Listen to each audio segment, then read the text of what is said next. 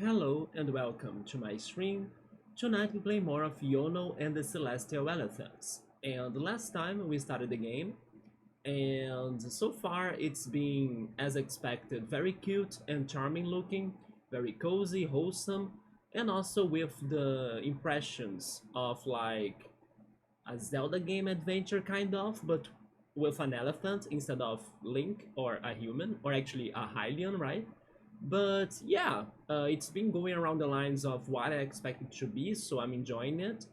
Also, the soundtrack was surprisingly very good. It was like a big surprise to me to listen to some of the songs, especially the castle song, Nightingale City's Castle. That song was like gorgeous. It was indeed very Zelda like, very epic sounding as well. But yeah, the game has been a big surprise so far. In these Friday streams, I'll be testing out games that not necessarily they will be big titles or like big things. So there is always a risk that I will end up playing something that's not that great or that I can get disappointed. It is very rare for me to not like a game. I always say that, and it's kind of true. I do have a somewhat good radar or like impressions or early impressions of something to know if I can like it or not. Hence why sometimes people ask me to play some things, but I'm kind of always, skipping those requests because I kind of feel like, oh, I won't enjoy this as much or something. Sometimes it gets into like a borderline of some sort or a frontier that I need to be like, should I let this game to cross the line or not? And then sometimes I give that chance. For example, what happened with Super Metroid, that I ended up liking it more than what I imagined. And also what I'm planning to do with some other games people suggested me to play, which are going to be the Telltale games for Walking Dead and also A Wolf Among Us. They are coming up after we are done with this one game, Yono, on Fridays. But yeah, I'm not sure if I will like them, but I will also think they will be having some fun things to them that I could get more familiar with, especially the narrative or the decision making process of those games instead of making them a somewhat more horror based action game. That's what's my biggest problem about the horror games, right? But anyway, we started the Yono, it's been great so far, and we were one of those celestial elephants of the title, right, of the game. We were sent by the heavens, by the constellations, and we landed into this world. And then as soon as we got there, we met Sandara. Sandara is this one kid that she's very energetic, very upbeat. She's also always looking for adventure. She's very she's a little bit crazy and weird as well. We need to be careful about her. But overall, she's wanting to live experiences, right? Pretty much. And then we got to our first city, which was Windhill. And in there, we helped the citizens. We learned more about the game's mechanics. We learned as well about the rest of the world, that it's going to have four main cities that are connected by an underground tunnel that has a train system as well. And then you can use the tram system, which is like a fast travel, right? A mechanic. You can use that system as you visit the new places, so that's going to be helpful for sure. But also we learned about the other people pretty much that live in this world. That are the humans, that are the mechanis, right? I think that's how they are called. Or yeah, mechanis. I checked my notes, which are like robots that I forgot. Although they explained that already, but I forgot why were they made.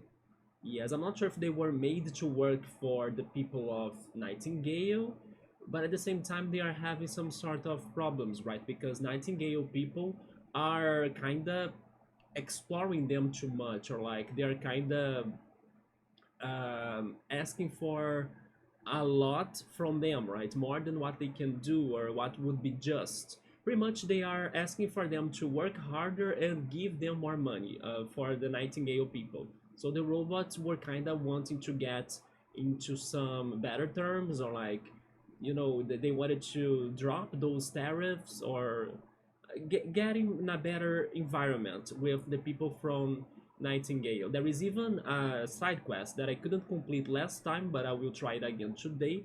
That I was trying to, help some of the mechanics to get their products in Nightingale without paying too much for those tariffs.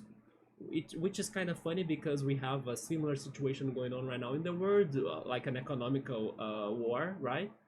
That I'm hoping it kind of gets better with time. But yeah, we have that happening in the game too, in a way.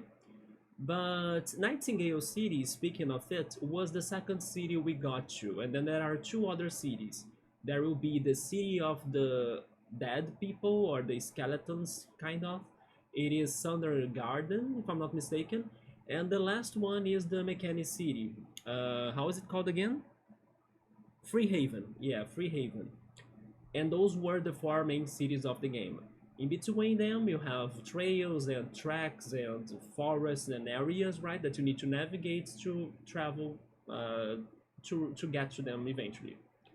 And Nightingale City is where you have a queen, and this queen is a little bit hard to deal with, in my opinion. She's a little bit authoritarian from what I could get. Things need to be her way or else, right? Or she won't be happy. And she seems to have a lot of power too, right? Hence why she's also having this situation with the mechanic, the robots. But the biggest deal was that she asked for Yono's help to find her daughter, the princess, because according to her, her daughter was kidnapped. And also she was blaming the mechanic at first, and then we told her that, wait, but the mechanic we have met so far, they were very nice robots. And then she kind of, started to juggle it by saying, oh no, if it were not them, then it's the how are they called again? The Bone Whites. Yeah, the Bone Whites, which is pretty much the people that live in um, Sundergarden, which are like the skeletons and the dead people, or the undead people, maybe. I'm not sure how to refer to them. She was blaming everybody pretty much, and then she didn't have any proofs, only her own ideas, right? That were definitely not right. So yeah, Yono came to this world, by the way, because he likes to help people. So basically, they were even saying that there is something kind of godlike to elephants. It's very rare for elephants to be summoned in the world, and then the time has come again that Yono got to it. Maybe to help people, but also to deal with like a bigger problem. There were conversations and dialogues in the game that have been hinting me about a bigger tragedy that could be happening in the background of the game. I'm not sure what it is about. Even my conversation with the queen herself kind of made it sound a little bit like a tragedy was happening, maybe like the end of the world. I need to pay more attention to that or get to more information as well. But I believe there is something like that happening too. And she was looking for her daughter, like I said, the princess. But we actually know who's the princess. I think it's Sandara, right? Actually, I don't think. It was already confirmed that it was Sandara. And then Sandara said that she pretty much left the castle of Nightingale because she wanted to see things by herself. Otherwise, she would be stuck in the city forever and she wouldn't be able to know the world as it is, right? She pretty much wanted to go for an adventure, even though she has been very careless about it, right? She was even giving us some ideas to how to interact with some other characters. There is even this other NPC slash side character that's important. It is like a monk student from another place too. I'm not sure where he was from again, but he has like this one temple that he was sent to find some sort of helper, and I think he was sent to find Yono or an elephant, right? Because we are there to help as well. How was he called? I think he was called Kai. According to my notes, that's the name that looks like the most familiar to me. Yeah, I think this kid that's like a monk or an apprentice, Sky, and then Sandara was, you know, kind of savage uh, when she was suggesting some things for us to be doing with Kai. Like, I understand that she's a kid and everything, but I think she crossed the lines. She's a little bit crazy. Maybe it's a trauma from her mom as well, right? The queen, because her mom was also a little bit um, too, like, they have strong personalities, right? So maybe she raised her with some difficulties, or like by being too harsh in a way. I'm not sure. But then let's go to the game. I will need to keep on exploring Nightingale because there are these side quests that I need to complete, and also more to find. But I don't know how big is Nightingale actually, especially now that they opened some paths to us. I have the feeling that the temple that Kai was from is close by, so maybe we'll be meeting the monks as well. I believe it was in Nightingale or close to it. I can be wrong about that though. And hopefully we can learn more about Sandara, because I even have some, let's say, I don't know, some bad predictions that she could actually be a villain. I'm not sure. Or maybe her mom. Her mom being a villain would be more obvious. But there is something about Sandara, even Kai said it, that, I don't know, she's not saying everything, right? She probably knows about something else, that maybe this one big tragedy that could be waiting to happen in this world. Anyway, let's go to the game then. Hopefully it works alright. Let's go. There we go, there it is. Nightingale City, yes. Hopefully I can also remember how to play this. I haven't taken notes on like controls or anything. The mouse doesn't do anything in here, right? I think not. I remember, oh yeah, they had like yeah, in the beginning of the game they had like a tiny box giving me the commands, right? I think it is, yeah, this one is to target, control is to like use the trunk, and I'm missing the one to like give a headbutt. It's space. Okay, okay. I think those are the most important commands, right? And then to interact is Z. There we go. Okay, so this was a statue of Naga the warrior pacifist. Yeah, we are probably here to bring peace, right? Maybe there is an imminent war happening, especially with this one queen from the city. I think I will raise the volume on my place a little bit. That's okay, for now. In case I change my mind, I raise it again. This is the entrance. It was the entrance, okay. Let's talk to everyone again. This is Dana. There is a famous tavern in town called the Lucky Elephant. There you can find refreshments and enjoy all sorts of entertainment. This is the barber shop. In the barber shops you can change your outfit. That's a mechanic example. He got the Lightning McQueen, right? From Cars, from Pixar's Cars. Customization. How do you like my new paint job? I went for Racer Red this time. Yeah, pretty much Lightning McQueen. I can't wait to show my friends at tomorrow's party. I wish I could check that party out, but I believe that tomorrow's party is never going to happen in this game, sadly. Then we have this guy. He's the mechanic crier. He's like the news source, right?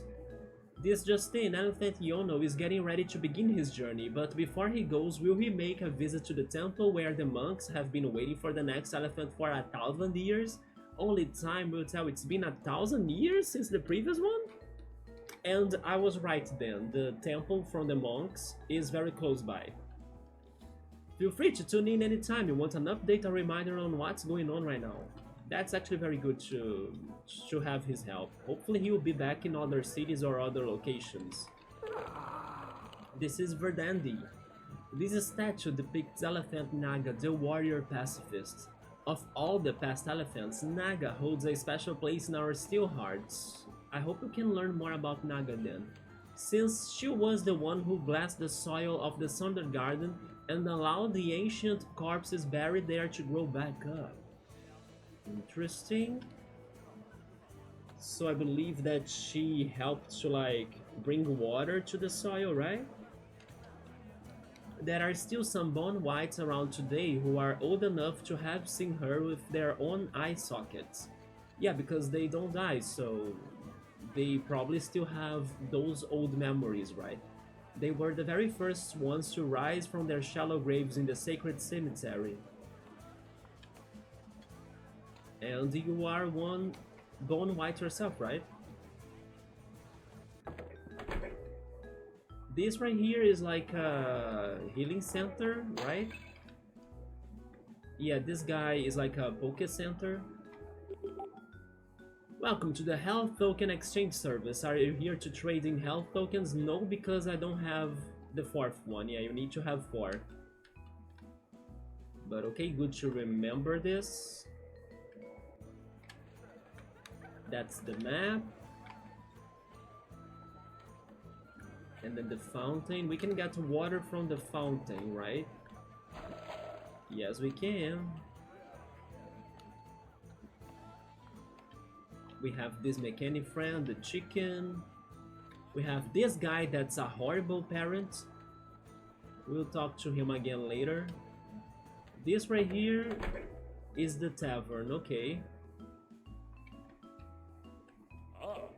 Welcome to the Lucky Elephant Tavern. It is an honor to have you in the kingdom, Elephant Yono. Let me offer you a mug of warm milk to restore your strength. I appreciate the offer. Thankfully today in my house I made myself cashew apple juice, right? So I can use that to replenish my health as well. I wish we could read the books in this game. This is Agam. Oh yeah, he was remembering a silly joke that he and, I don't know, a family member of his were sharing. Yeah, his baby brother. A baby brother though? You sure that your baby brother can understand the joke? Another very interesting thing about this game is that as an elephant we cannot jump. So it is one of those games that they will find ways, right, to make it still interesting to do some sort of platforming or puzzle solving without jumping. Welcome to Nightingale City, do not cause any trouble. The parent is up there, right? Yeah, he's in this house. This is Gorosho. I won't be able to stand guard outside this door forever. He's doing it because he doesn't want his son to meet with somebody, right? To meet with a friend of his. I must be off of an important business mission to Free Haven shortly. I trust you won't sneak any fanciful messages to my son in my absence. I will though. Once you are gone, I will talk to your son. Then we have this mechanic that was the one that wanted our help to kinda skip the tariffs that Nightingale City has been charging the mechanics, right, from Free Haven.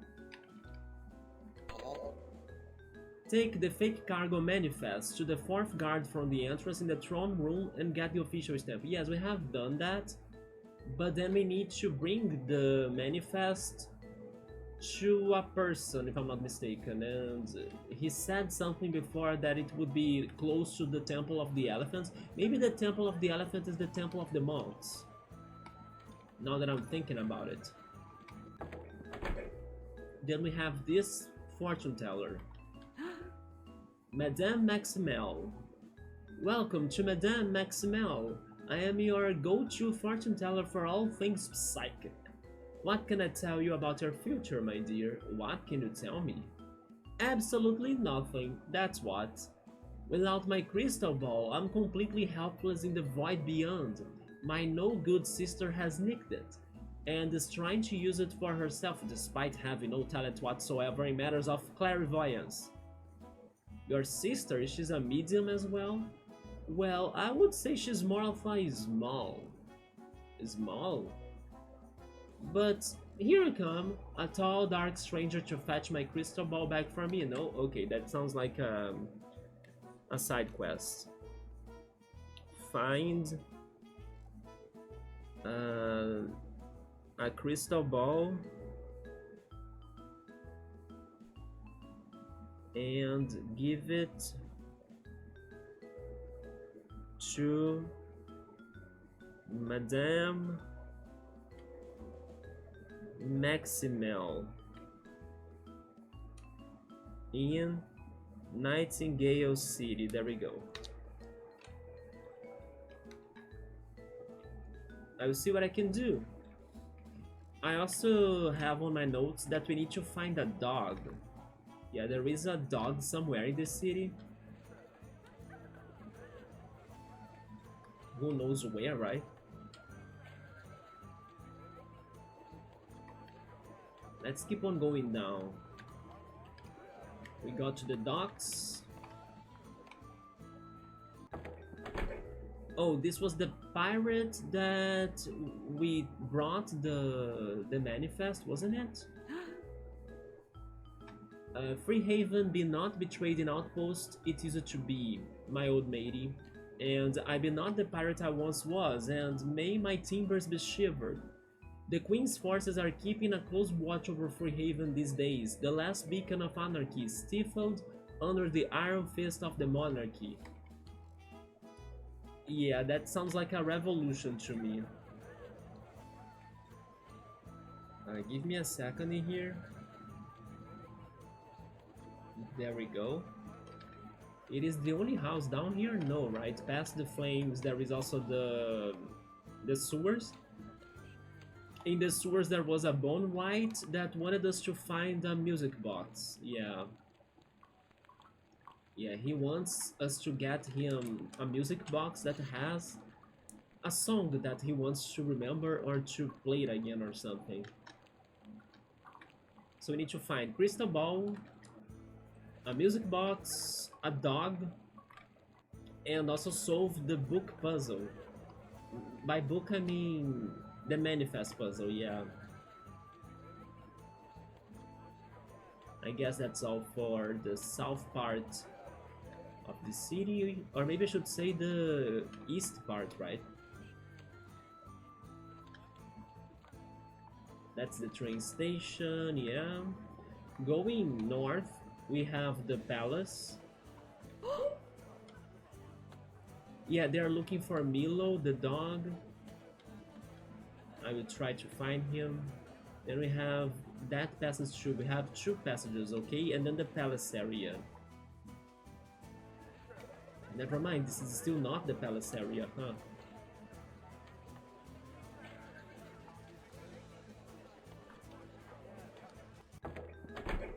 Oh yeah, this guy is the executioner, right? He was saying that some things can only be solved by force, unfortunately. We often like to forget, but even noble political power is fundamentally an extension of the physical power of violence. That was such a... You know, it hits hard. Literally. This quote hits hard. Then... we have this right here that has a cage, right? Yeah, this has a puzzle that I still don't know how to solve it.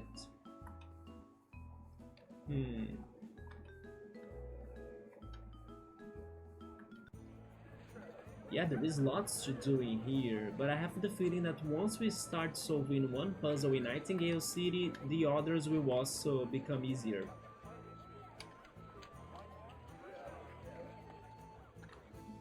But then the palace was going upstairs, wasn't it?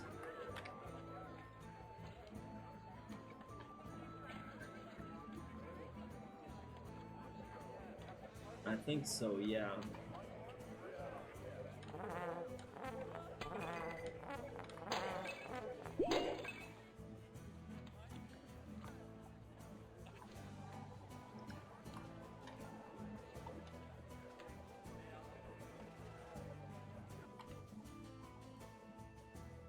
Yeah, this is the castle garden.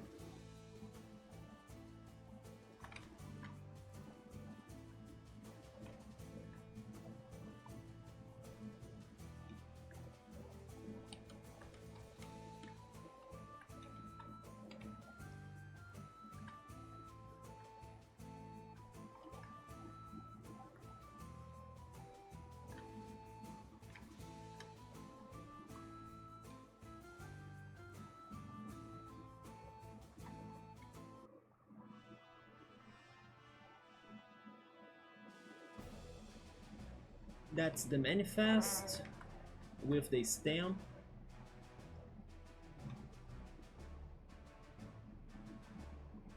And that's the queen right here,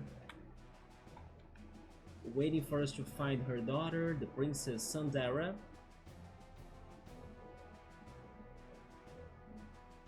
This music is so good.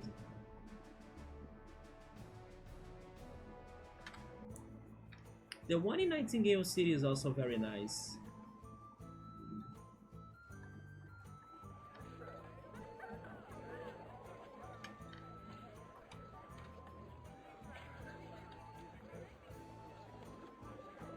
Okay, so we have two ways to go up, right? Let's go to the closest one. Yeah, let's go to this one first. What's in here? More houses.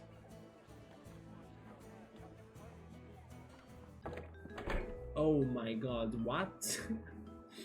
Where am I? Is this the sign house? I wanna read them. Did I glitch the game, by the way? I have the feeling I did glitch the game.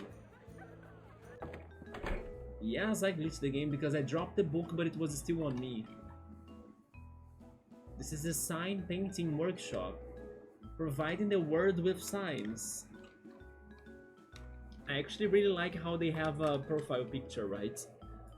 I love that.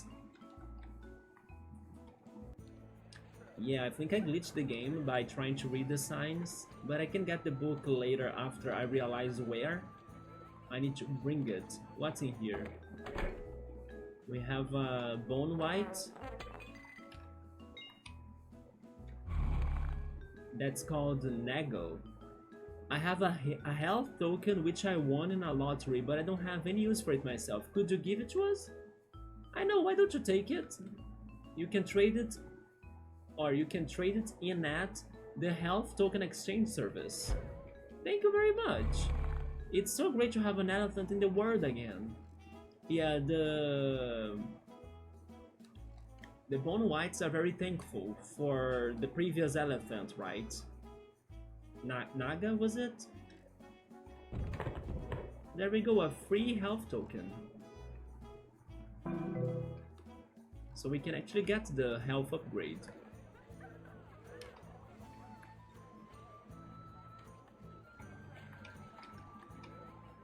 Let's do it right now. So I see that both ways up, they brought us to the same alley in the city, so there might be only a way out right now. Which means that I probably have finished exploring Nightingale City, even though I have tons of secrets to solve. Thank you so much for the extra health. Yeah, this also brings me there. So the only way to go is west, which is outside. Oh, never mind, it is still not outside, but this looks more like the temple, right?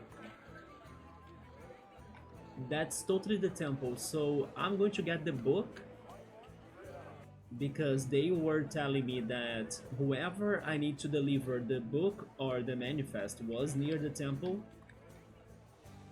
So let's go get it again.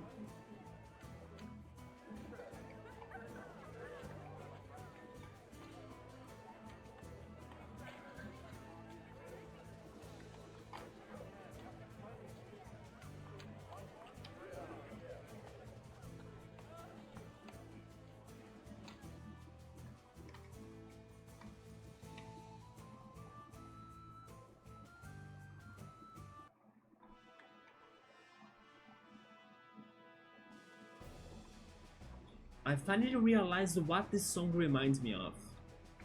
It sounds a lot like the song that plays in Banjo-Tooie in the... how is the sport called again? Kickball, in the kickball tournament.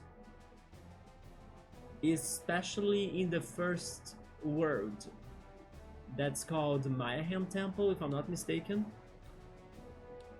Banjo-Tooie, yeah, that's why I like that song so much. It does sound like the kickball music or something. And even the Mayhem Temple song as well, the beginning of that castle song. Although, for most part, I was getting a Zelda vibes from it. Or a Zelda vibe, right?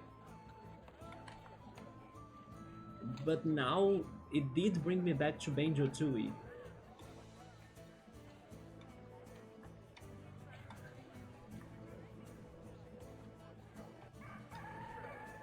So let's talk to everyone and see who wants this manifest. Is it you? It is Faz. We found Faz before. Oh yeah, Faz had his marbles, right? We had to find his marbles and then he came here then. Elephants are awesome. This is the Elephant Temple where monks await the next appearance. This is Pramila. Good day, Mr. Elephant. I like her hair a lot. I'm Trixie, the magnificent magician and street performer, or at least I used to be. Do you need help? One day the wind blew my top hat right off my noggin and stole it away. Without my hat there is a very little I can do. Okay, find Trixie's top hat.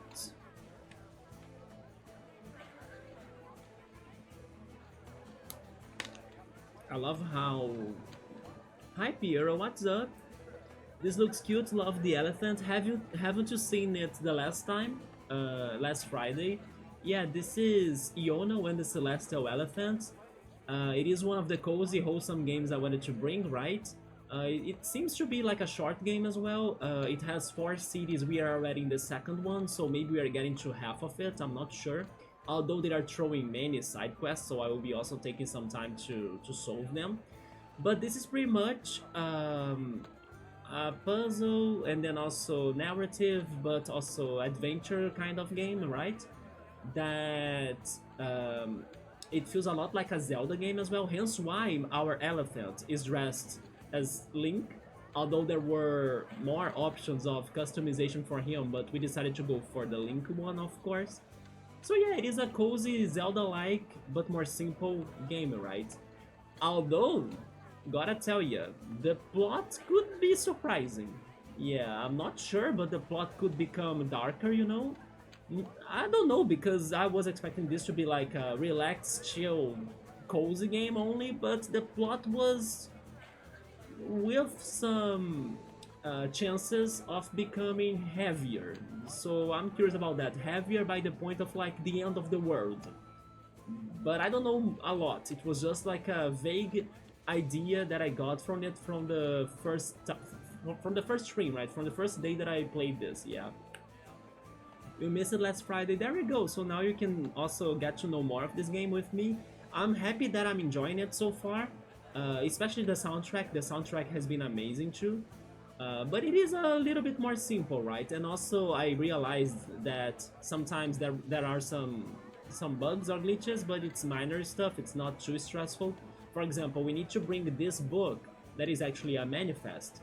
We need to bring it to somebody. I'm not sure who it is, but I'm suspecting the person is in this area that we are at right now. And this book sometimes disappeared from me, so I had to go back to where it spawns to get it back and bring it here, right? It actually happened earlier today when I was trying to interact with a sign, but then I was also dropping the book from my back. But it's minor stuff, it's not too stressful, right? One day the wind blew my top hat, so we also need to find the top hat to this magician. All I have now is this antique music box. Oh, we need that music box to the other guy. I see, so it is one of those trading side quests, right? And it's not nearly as interesting as my old act. Another thing that I have been liking a lot in this game, Piero, are the different people. Like, they have the humans in here, as you can see, but there are also the robots that are called the mechanic, and also the undead people that are the bone whites. And I have been liking them a lot, especially the mechanic. I think that every single robot is, even though simple or simple looking, they are still full of charm and kind of unique in a way. I'm loving the robots designs of this game. Can't wait to get to their city. That's the last one. It is going to be Free Haven. But right now we are in Nightingale City, yeah. And in this city there is a queen. This queen seems to be kind of possessive or hard to deal with a strong personality. She likes to be under control, kind of bossy and everything. She has a daughter, which is called Sandara, but her daughter, the princess Sandara, according to her, was kidnapped. But actually, Sandara was not kidnapped. She ran away by herself because she wanted to see the world. And Sandara is actually Yono's friend, the elephant's friend, our friend. And we learned that she was the princess once we got to the city and talked to the queen herself. So now we also need to understand why Sandara wanted to really leave the castle, right? She was saying that she only wanted to go on adventure, but we suspect that there is more to that. Maybe she knows more about this game's deep plot, or like if the world could be ending or something. She's a mysterious character still to me. I don't think it is that simple. But basically that's the plot of the game. Like, actually I forgot to mention another important thing. We came to this world from the stars. Like, we were sent from a constellation to the world, and according to the people that we have been talking to, they all say that it is very rare to elephants to be summoned to the world, and every time they come, it's to pretty much, I don't know, save them or like help them out from a certain big problem that's going on. Yeah, it seems like they are kind of respected or sacred or even seen as gods, right? Hence why this temple next to us that I still need to visit it is the Temple of the Elephants. So yeah, it seems like that something big is happening. I'm still not sure what is it, but I'm suspecting it has something to do about the end of the world. And we came here to help people out. Yono himself keeps on saying that to people, like, oh yeah, I'm going to help you because it's something that he likes doing, or that's his task, right? He doesn't mind helping people out. Maybe he will also say that right now with this woman. Or maybe not. But he has been trying to help everyone pretty much. But I think that he's going to also help people to avoid a tragedy. Or at least that's what I'm thinking of it, right? Hey. So who do I need to bring this manifest to? Oh, there we go. Look at him. I was talking how they were great looking in my opinion. That's a mechanic. Maybe it's him. His name is Machina or Machina. It is true that the very proto-mechani were constructed by humans. But before long we reached the singularity, the point where we machines were intelligent enough to build and improve new machines by ourselves. Yeah, they kind of want to be independent. Because the queen, like this side quest that I'm doing right now, is regarding the mechanics.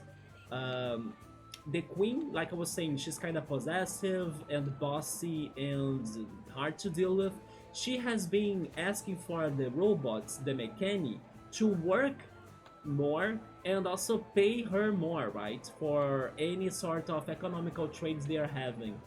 And the robots are kind of, under pressure. They kind of don't want to do that. So basically we are helping one of them, I think, with our side quest right now, to avoid the tariffs or to avoid the taxes the queen is demanding, so he can do whatever he wanna do with the city. And also we collected a manifest, which is this book that's in our bag, or on our back actually. And yeah, I'm still understanding the side quest as well, but I'm thinking it's going to help them to avoid the taxes, or help them to maybe find more balance between Nightingale City, the Queen City, this city, and their city, that's the Free Haven. It's a little like Wall-E, right? Yeah, but the other robots were also more distinct. There is even a very tiny one, very simple one. Like it's pretty much a rectangular block that moves. But I still thought he was full of charisma. So you know they are. I like it. I can't explain it. It is simple. We have seen robots like that, but I still think they look very unique for this game design. Once again, like we talked the other day, it's the art style that makes the difference, right? And then the art style for the robots in here is amazing, in my opinion, so far. But yeah, he's actually giving me some more background for the situation in the world. It seems like they used to be built by the humans, so they needed to like work for the humans until they reached the point, the singularity, that they learned how to build themselves. Maybe that's also why they want to avoid the big tariffs or the big exploration that the queen of the city has on them, right? You do have a friend who makes 3D art that looks kind of like these characters. Let me show you more then. Let's hope that we can find more of them. The one robot that asked me to go for this side quest, for example, I can show him to you later. Yeah. And I also really like the name of the people, right? The robot people. The Mechani. I like that. It's powerful, like the mecha, you know? But it ends with any. So it's still cute in the end. Mechani. I think it's so good. After that, there was a runaway population growth, and each new generation of robots were more sophisticated and capable than the last. So they have been updating themselves too. This was really the beginning of our liberation, even though it would take another century before we could found our own city-state, Freehaven. So Freehaven really took forever for them to develop it, it seems. We still celebrate Singularity Day every year. But now I feel bad that the Queen is still kinda exploring them, right?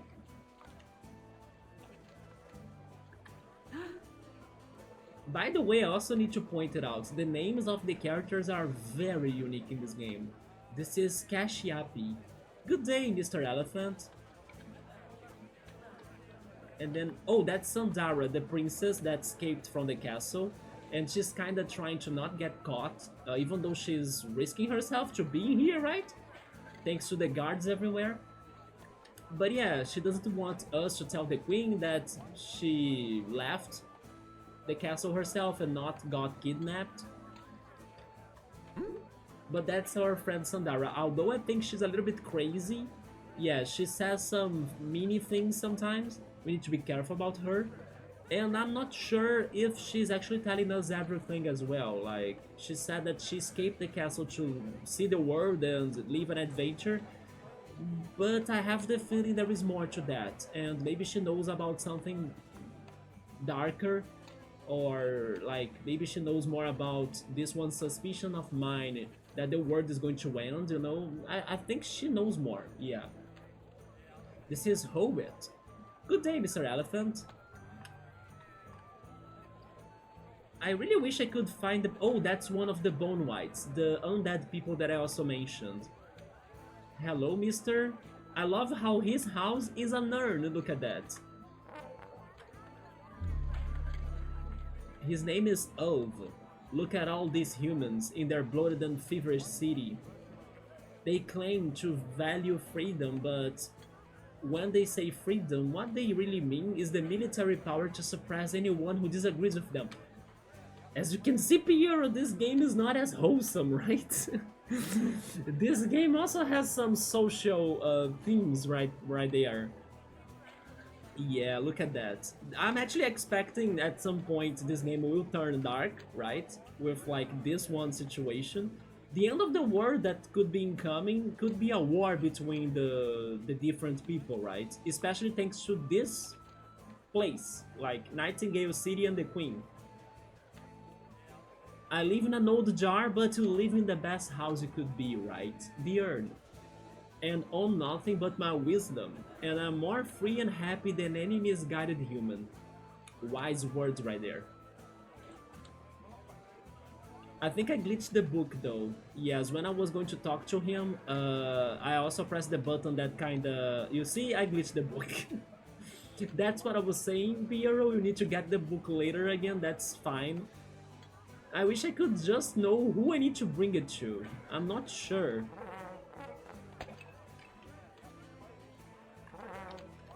But I believe it is somewhere around these parts.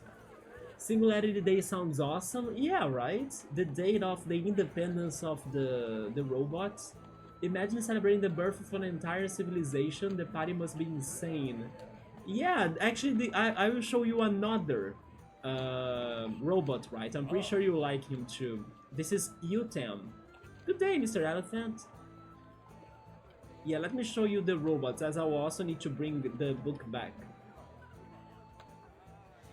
Oh, actually, the book is in there. Can I get it again from the temple? Maybe. Before going to the temple, what's down here? The top hat! Okay, that's one of the things we need to get, right? I finally started seeing the things. So we have a couple of abilities, Piero. We cannot jump. As expected, when you are an elephant, you cannot jump. But you can do a headbutt, and you can also use your trunk to send some air waves or even inhale some water to like power water, or actually pour, right? Pour water in places. So I believe I need to use my headbutt in here. I do. Okay, now we can get the top hat and bring it to the magician that's going to give us the music box, right? That's my hat. Did you retrieve it for me? Certainly. Magnificent. Now I'll be able to perform again.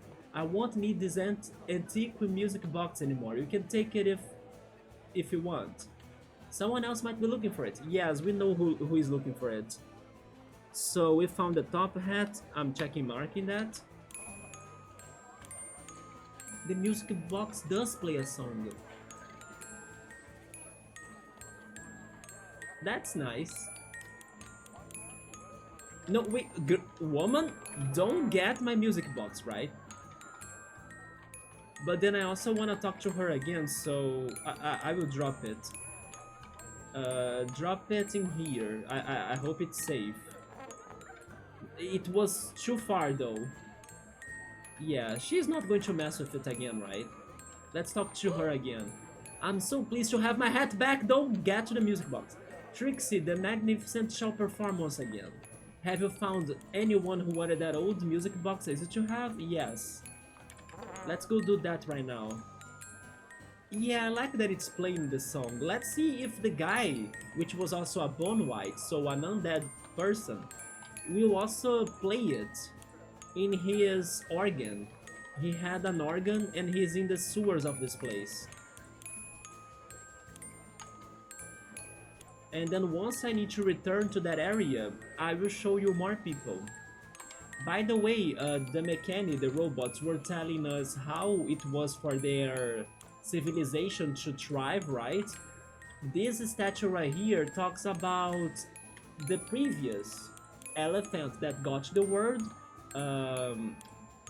Naga, yeah, Naga, and this woman next to us, this other bone white, said that it was thanks to Naga 1,000 years ago that she used, or she did something in Sundergarden, the place where they are from, to actually create them. Like, it was the first time that the Bone Whites came to this world again.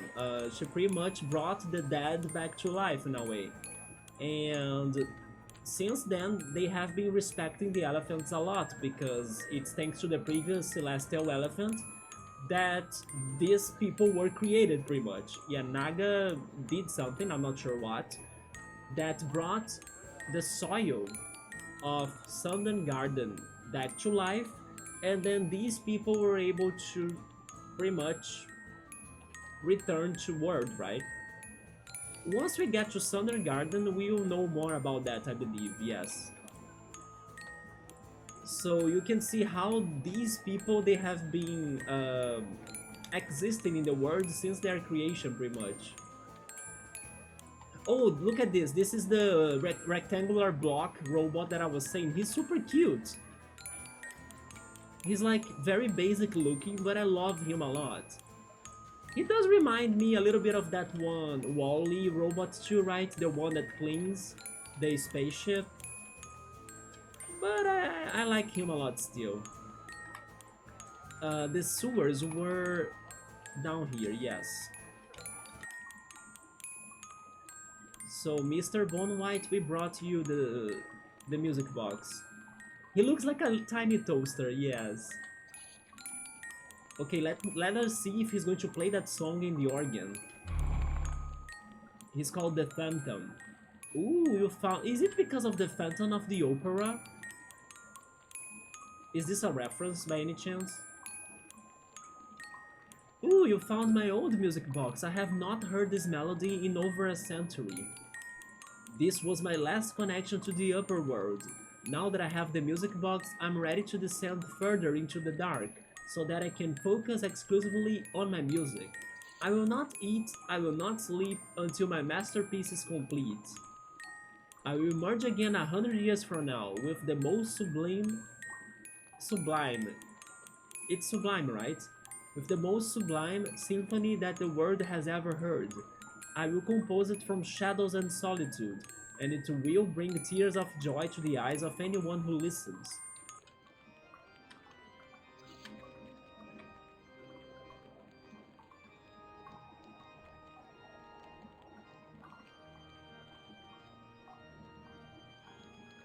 Okay, at least we can listen to it a little.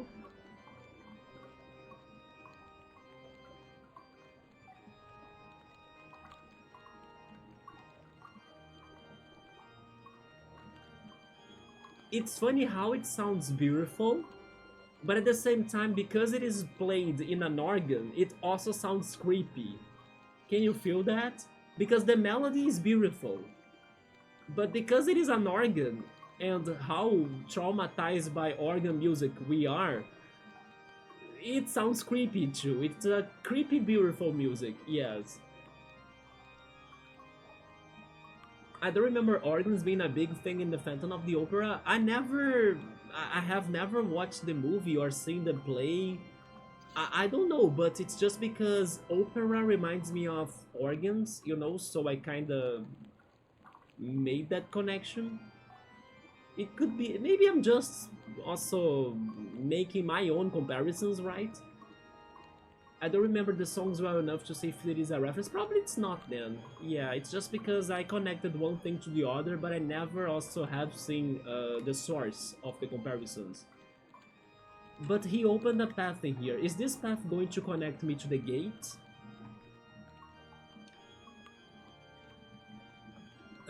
By gate, I meant like a door that was in another room that I don't know how to get to it.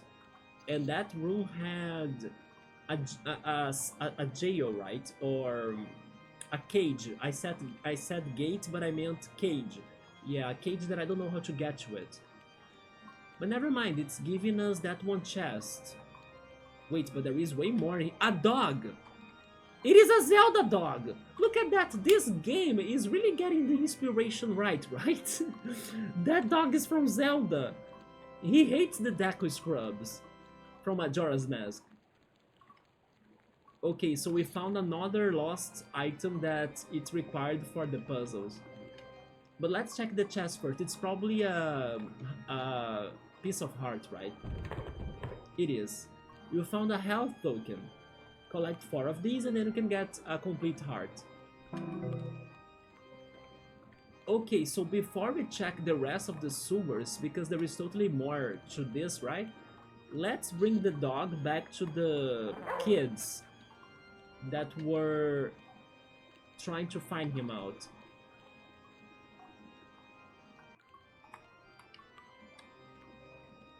Okay, but this is very good, because I was worried that I would need to leave the city to find the answers to the puzzles. But it seems like the puzzles were all connected in a way.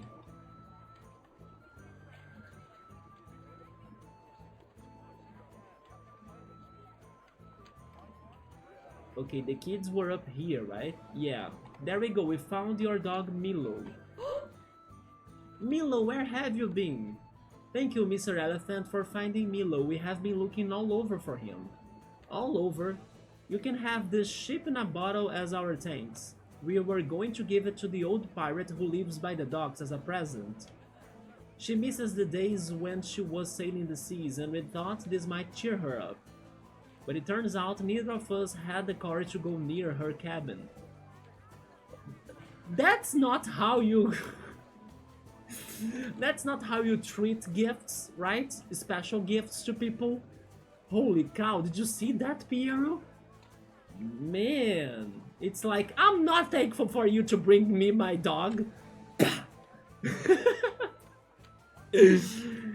My god, the freaking model, the ship is wrecked, right? Then the pirate is going to become even sadder because she's going to remember the state of her actual ship. That's why she stopped navigating the seas. Wow. Milo can do many tricks. Well, not that many, really. I want to talk to Milo, though. I can't. Okay, let's go get the thing that it is. How is it still, like, perfect looking? How is it not broken? It's the strongest glass. It's a diamond glass. Man. I didn't know the pirate wanted us to help her, by the way, but... Sure. Maybe I missed that. What have you got there, matey? Oh, a beautiful brig. She be, although tiny. She reminds me of the old days when I would stroll up and down the deck of a ship like her. It's a present for you. You can keep it. Oh, can I, that's... I know not what to say. This be a wonderful gift. My old lady, I cannot say you. I can't say it. I cannot say you, right? I cannot sail, there we go. I cannot sail the open seas no more. There we go, finally. It's because I was trying to do the accent, but by doing the accent, I got crazy with my accent. I cannot sail the open seas no more, but me heart still belongs to the waves. I shall treasure this memento dearly. I want to give you a gift in return. This is a strange object I once fished out from the deep within the locker. Maybe you can even figure out what it is.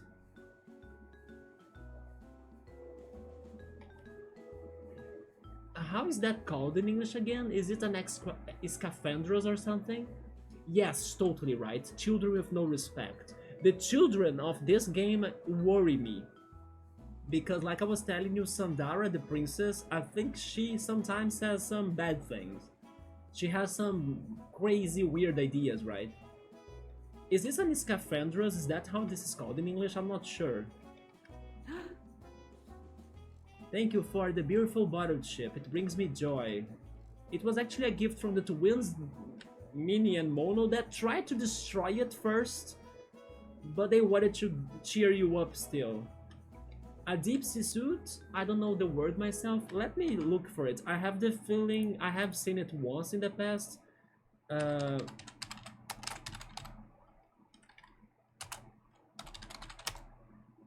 Diving suit. Yeah, never mind. So you guys don't have a direct translation to that, right? Yeah. Diving suit. I don't know why I thought it was like scaphandros, because there is a word in Portuguese for that.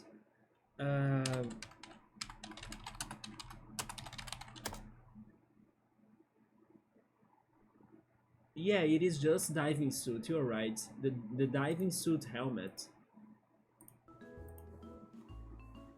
I don't know who wants that. This trading side quest will maybe start to get to a stopping point. Oh yeah, we also need to find a crystal ball to the fortune teller. I forgot about that. And then we also found Milo the dog. Let me check mark that. Yes. This is probably connected to the crystal ball of the fortune teller too, right? Ah, is that so? Peradventure, I should invite them over for tea and tell them stories from the high seas? Yes, because they were shy or scared of talking to you directly, so you should invite them. I think they would like that very much. Okay, it's repeating. Alright. I have no idea who to bring this to. We need to find a diver. Let's leave it in here for now until I think of somebody, right? In my way back, Piero, I wanna show you the robot. Look at this robot right here. I love him.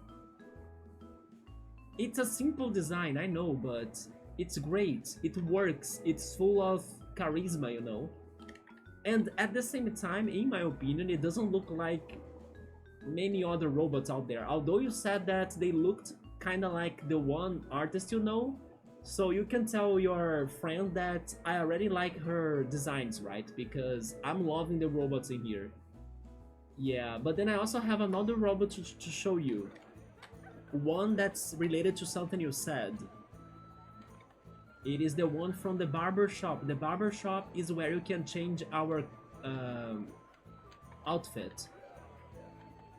This guy right here. He's actually now using the Lightning McQueen from the Cars movie, right? Pixar's Cars outfit. How do you like my new paint job? I went for Racer Red this time. I can't wait to show my friends at tomorrow's party. I have the feeling that tomorrow's party then could be the day of the singularity. Yeah. Because there was somebody else talking about the singularity, right?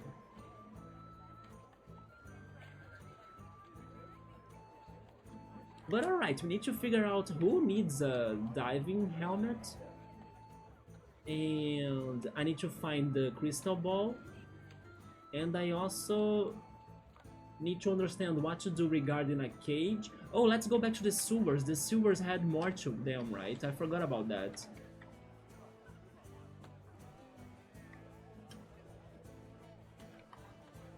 The sewers were at the bottom of this, yes.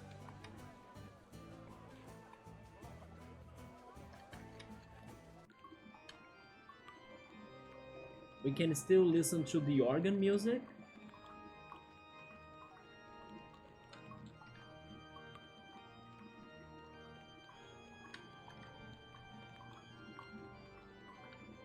So let's see what we can do. There is this button that calls the platform. But I need to press it again. I will. Wait, so I cannot get there?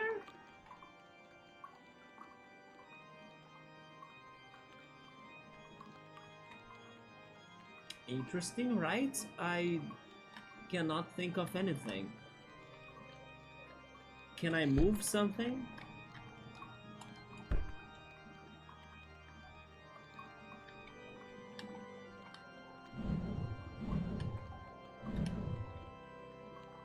I hope this means that we are going to learn a new ability later, because it is something that I really would like to happen in this game. The only two things that I'm thinking this game is lacking of are bosses and new abilities, right? I don't know if they are going to give us that, but it's like what I would like to see the most.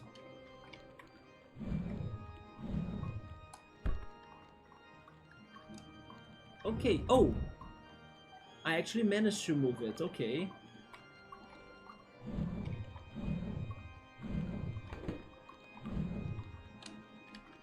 But then...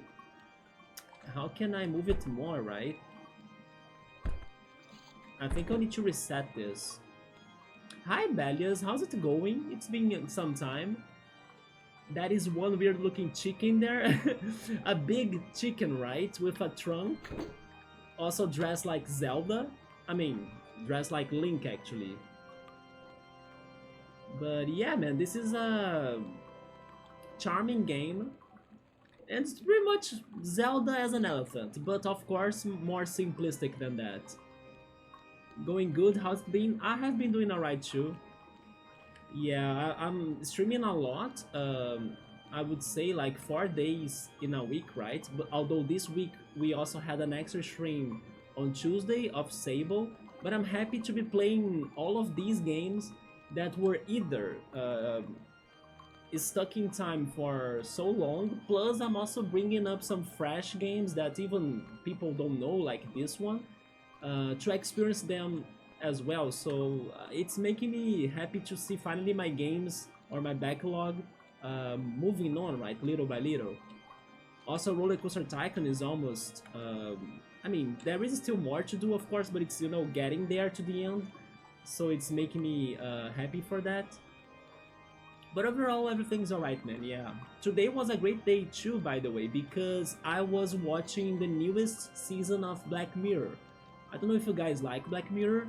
I know it's not for everyone, it's kinda messed up, right? But I like some disturbing shows, and I'm almost finishing the season. I think I have solved how to get the crate on the button. I have the feeling I would need... Oh, wait a minute. I think I also have an idea now. Can I move it from here?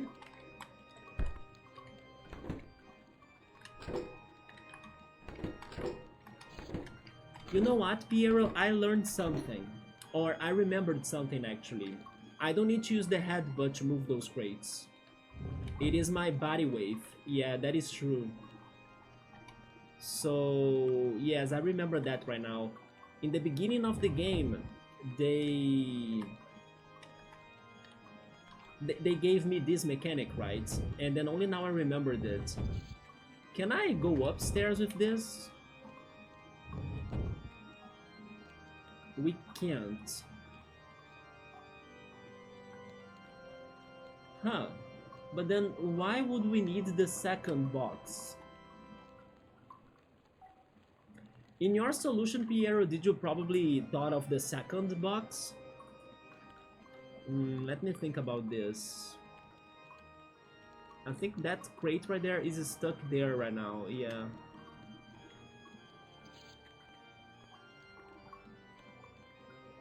But then, wait. Oh, no, wait. Huh. Let me know if you want me to tell you. No, I don't want you to tell me definitely. I just started thinking about this. Both boxes, right? Yeah. I also think so. A reset would be needed. Like, this corner right here is completely is stuck right now. Let's go reset it then. But yeah, I was struggling with the mechanic. I wasn't sure that the red butt would be the way to move them. It's not the headbutt. But I was telling Badias that I was watching Black Mirror today. I gotta say it. I did like this season a lot. Yes. Like the last episode I watched then, it really got to me, like. But overall, I enjoyed all of the episodes so far. The last episode though, it's the one that I still haven't watched. I don't think I will like it that much, not in comparison to like Scapluni's levels of hype, because Scapluni is a big Star Trek fan, and this one episode is going to be a returning kind of episode to a previous episode that they were referencing Star Trek and stuff, and I didn't like that episode back then from a previous season because I was not big on Star Trek or anything. I don't even remember that episode that much, but I know it's kind of going to continue that story from before on this episode. But I don't know, maybe I can be surprised. I just think I'll need to remember how was the first episode before checking it out. But the one before the last, so pretty much episode number 5, that episode was something that, I don't know, it spoke to me in ways, right? I think I hardly will forget that episode. Like, it was powerful to me, yes. You're still finishing up some anime before you go back to Netflix for whatever shows came out in your absence. You mean shows, right? For whatever shows came out in your absence. Speaking of anime, I was also taking a long break from them because I was still pretty much yeah, there we go, I got it. um, I was still like focusing the most on the streaming in here, on the channel and everything. But in the rest days, like yesterday, I could go back to a little bit of anime. And I went back to Full Metal Alchemist, yes. And I watched, I think, 3 episodes, yeah, I think 3. Thankfully, they were getting back to action or like becoming more interesting again, because the last episodes I watched, I was not really enjoying them that much. Like, it was slowing down, right?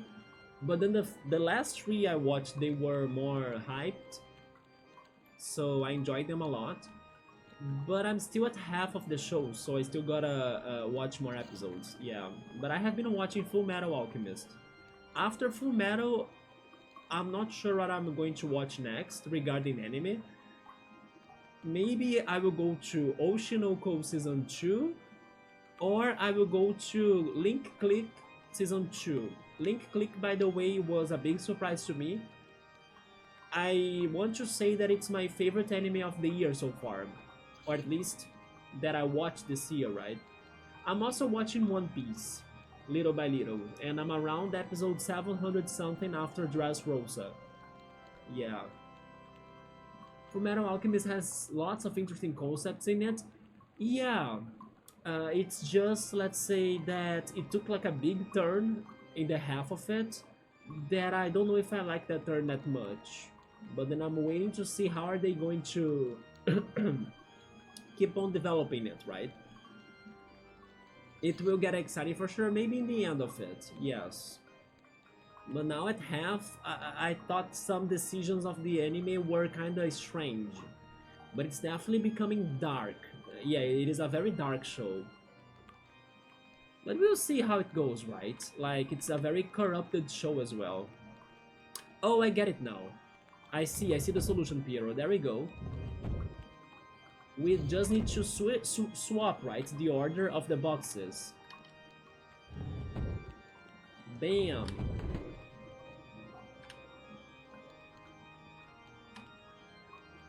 You like watching some silly animes too. Sometimes they are very good to unwind, right?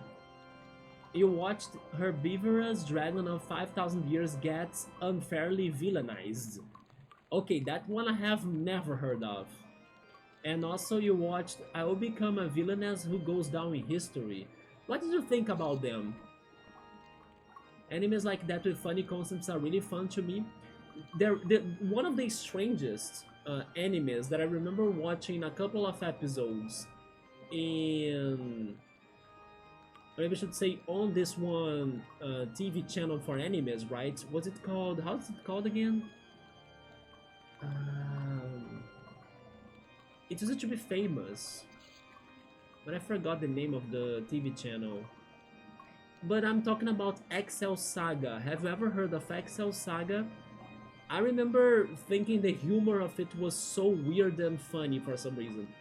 Although, I also heard that the ending of it is very polemic in a way, right? So I'm already expecting the polemic ending. I know a little bit of it, thanks to a video that discussed it before. But I need to watch it fully, because I've only watched like random episodes or disconnected episodes. But I remember thinking it was very funny, yes, because it is very random. Also, hi Yoda, what's up? Good to see you here when we are bringing up the anime talk, right? Have you heard of the ones that Piero brought up? I have never heard of them. Both of them were really good, nothing special like the most popular animes, but they have lots of character. And I take your words, Piero, to also the games that I'm playing right now on Fridays, because they are not like big titles or anything, but they still have lots of charm, as you can see right now. Although I gotta say that the previous one, Journey, was a big title, right? Never watched it, but I have heard it has weird and yeah, yeah, it has an ending that was even censored.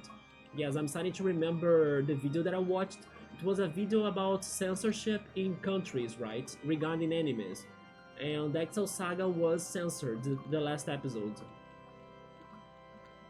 I need to watch it fully to understand how it got to that point in the end. But definitely the independent episodes I watched were somewhat crazy, random, and funny as I remember, right? Watching them as a kid. Because it is a very random show. You're watching Dandadan. My friend liked it a lot. He said that even though people do compare it with Chainsaw Man, it is not really the same thing. He's enjoying this one more than Chainsaw Man, but he also thinks the humor of it is specific. So, for example, maybe when I watch it myself, I might not fall for the humor of it. I might like the action or something, but not really the humor, right? But after you are going to watch the one I recommended you, March Comes in Like a Lion. I recommended that one to you. March Comes in Like a Lion. I don't remember that anime. Wait, do you remember how did that happen? Maybe not. No, if I let me actually Google that anime. I haven't heard of it. March Comes Like a Lion. No, don't worry though. That's all good because maybe you are the one recommending me a new anime, right? Interesting. A Japanese manga series.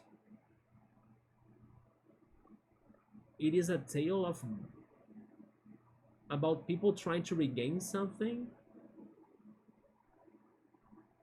It is highly rated, by the way. Yeah, it is very highly rated. It has like 4.8 out of 5 stars on Crunchyroll. Okay, I'm going to write this down too because maybe I will like it as well. Have you checked it out, Yoda? Comes in Like a Lion. After reading Like a Lion, I can only think of Final Fantasy VIII, was it? That has the song Like a Lion or something? Yes, I was remembering Final Fantasy VIII. Let me see, Final Fantasy VIII, Like a Lion. Maybe I'm a Lion, that's the name of the song, yes, Maybe I'm a Lion. I was remembering that track.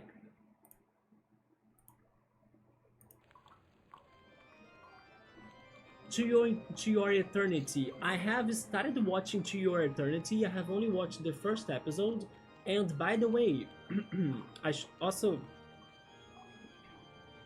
Let me drink some water, because I feel my throat getting a little bit crazy.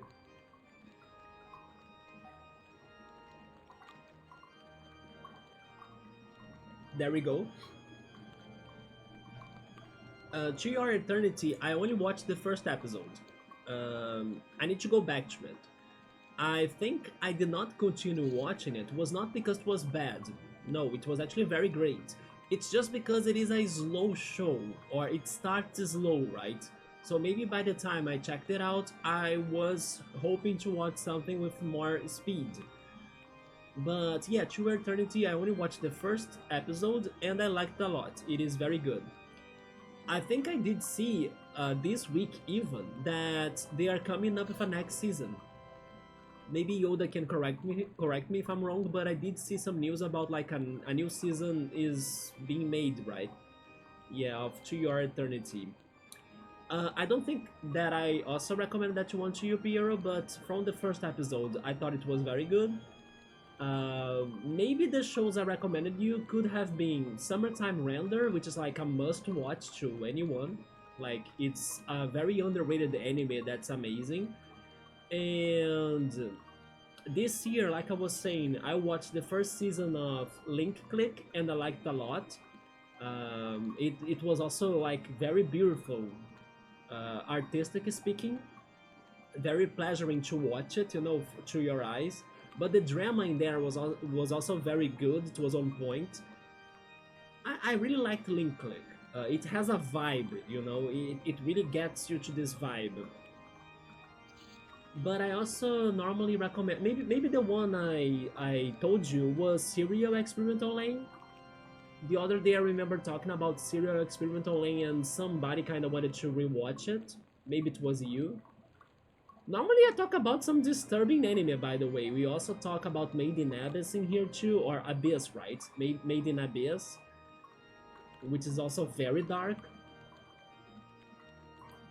Paranoia Agent. Okay, okay, you got it. So it could have been Paranoia Agent. Yes, we were talking about it the other day.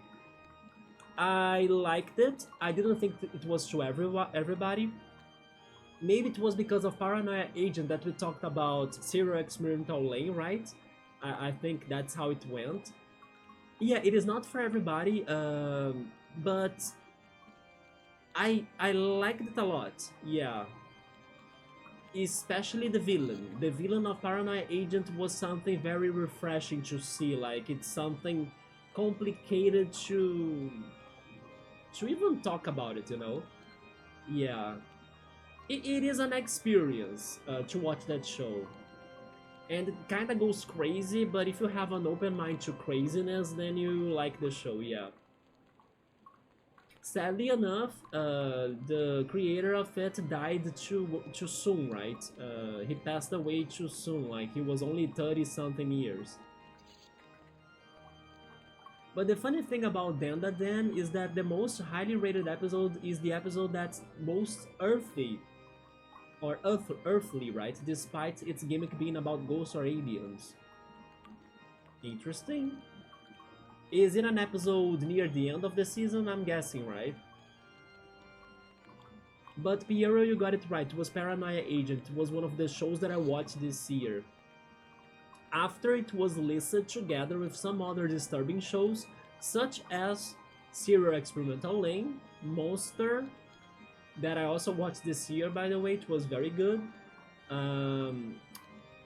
That one that I started but I could never finish it, Ergo Proxy. It's very complicated and hard.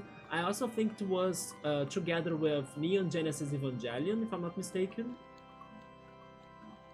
Yeah, I can't remember the rest of the comparisons, but I think it was even posted on Discord. And that's also how Yoda checked it out too, like the anime. It was the only one out of those 10 animes they listed it together that I didn't know about. And then I was like, I must watch it, because the other shows it's connected to are interesting shows. Me too, Pierre. I also have lots of recommendations on my list. You watched the first 3 or 4 episodes of Dandadan. I think it is very different than from Chainsaw Man. It reminds me a little bit of Mob Psycho. You know what? That's positive, because I did like Mob Psycho. I actually finished watching it, I think it was last year. Or was it this year already? I have the feeling it was last year. Yes, I finished watching it. In the tone and the pacing of the show, okay. Yeah, also because of the aliens and supernatural, right? It makes sense. Looking for the key, seek out the sewers warden, Mr. Swampy. The sewers warden? Alright, we'll need to find this guy too. Let me write it down. Find Mr. Swampy.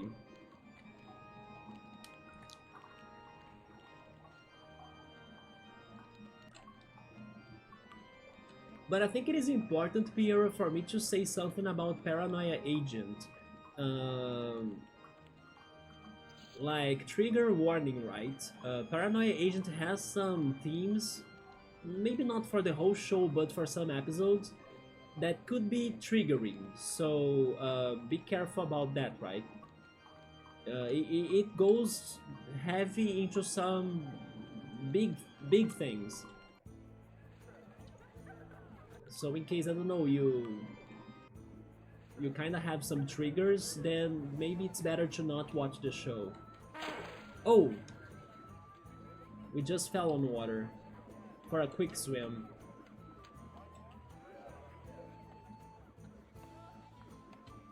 I was also kind of feeling like trying to watch another old show in the near future, but I'm not sure which one I would get. One that comes to my mind, but I'm not sure if that should be the one, is like Samurai Champloo, because many people say it's good, and then I also heard positive reviews of it. Just don't know if I will like it, but I don't know, part of me kind of wants to go back to an old anime as well that I haven't watched yet. Yeah, I think I remember now, and then we were talking about how I liked Serial Experimental Lane. I also liked Lane a lot, but it messed with me, right? I do not have the strength to go back to that show. Because there are scenes on it that I kind of forgot, that I don't want to remember them. Especially this one character, that he looked very weird in the show. There was a very disturbing moment, and it is like a silent moment. I remember it vaguely, but thankfully not with details. But it's pretty much this character that I didn't like the design of. It was too intimidating to me, is staring at Lane. And then they stayed like that for some seconds, but those seconds felt like an hour to me, and then I was completely unsettled, and yeah, I felt very uncomfortable by watching that scene. It was very traumatic to me. And that's how other disturbing animes come up. The other one that's also more recent, I would say it is Made in Abyss. Yeah, Made in Abyss is another level of disturbing, right? But it's very good, by the way. I like it because it is very unique. And it has no limitations as well. Like, if it wants to create a messed up world, it goes there and does it. So I kind of respect them for that, right? Yeah, there is even a game of Made in Abyss that I kinda, maybe one day I'll buy it and then we can play it in here, because it also gets on sale very often. We also learned recently there is a game for Lane as well. A game that's being made, if I'm not mistaken. Like, they are working on that game for releasing it later on in the future. Yeah. But then another disturbing anime. These days I post a video on Discord of a game trailer. I can kind of see its name. That was a monster collecting game, right? A monster taming game, like Pokemon, Cassette Beast and everything. They released the trailer this week. But the ending of the trailer was super disturbing. Like, nobody was expecting that twist at the end of it. But the game looked interesting, yeah.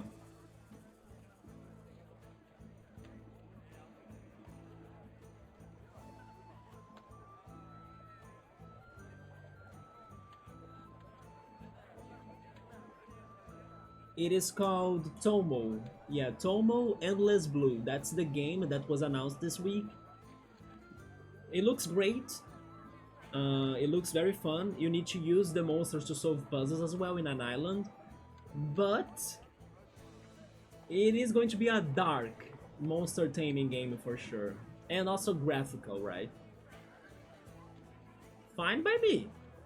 As long as they don't get guns, like in Ball World, I think I'll be alright.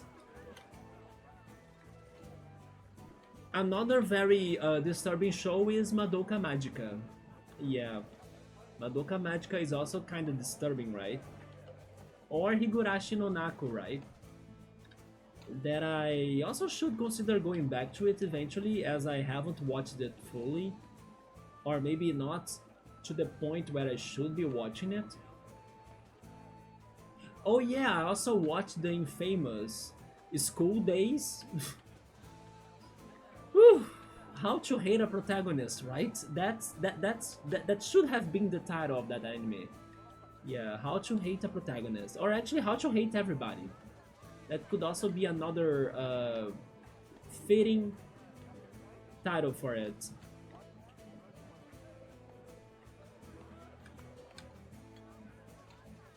Oh, you know another anime that I should go back to as well? I mean, there are many, right? Spy Family, I only watched the first season, but I also should go back to Osama Ranking, or the Ranking of Kings. I have only watched the first season.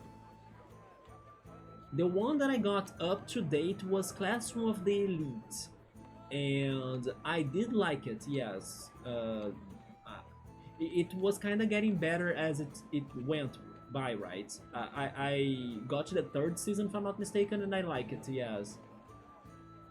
Yu-Gi-Oh! GX got dark in the last arc too. Even though it starts off very light-hearted, seriously, Yu-Gi-Oh! GX is the one that has Jaden as the protagonist. I can see it becoming dark if that's the one. It is that one, isn't it? I don't know the plot of the game, but I know there is a situation towards him. There is a situation towards him and Yubel, right? I believe the other character is Yubel. I only know about that because of the Dual Links game that I used to play. And I'm pretty sure that situation is going to be like very heavy in the end, yeah. So I'm not surprised. Speaking of the Yu-Gi-Oh! I'm still really considering playing Worldwide Edition kinda soon or soonish, but I'm not fully sure when. Maybe it could be an intermission game between Golden Sun 2 and then something else, right? Or I could bring it like on Fridays as well, but I'm just scared of it taking too long for us to complete it, because I think it will take it long for us to beat it. Not because the game is long itself, but because we need to be grinding the cards, or the good cards, coming up with strategies to finally win in the final dungeon of the game. That's when I could never do, or that's what I could never do in the past. As you need to beat the whole Merrick Ishtar's crew, right? Or the ghouls. Wait, ghouls or goals? I think they're called goals actually. Yeah, the goals. You need to beat them all in a row. Like, you cannot lose to any of them, right? And then that's the challenge, because they are very tough. So I believe that process is going to take me some time, and then that's the only thing that's blocking me from playing it on Fridays, because my idea for these Friday games are for them to be somewhat shorter, right? But again, maybe I can adapt that idea. For example, Yono right here, I'm taking longer on it today than what I was expecting already. Not that the game itself will be long, but it's been what? It's been an hour and 40 minutes and I'm still in the city. I still haven't left it. But I still wanna bring Yu-Gi-Oh! Soon. So I'll think about it, yes. Maybe on Fridays, or maybe after Golden Sun 2. Okay, so let me remember what I need to do. I need to find someone that needs the diving suit helmet.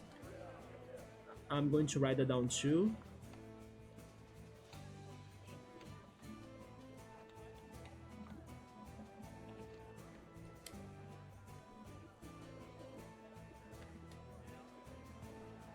Regarding old animes, do you guys have any recommendations to me?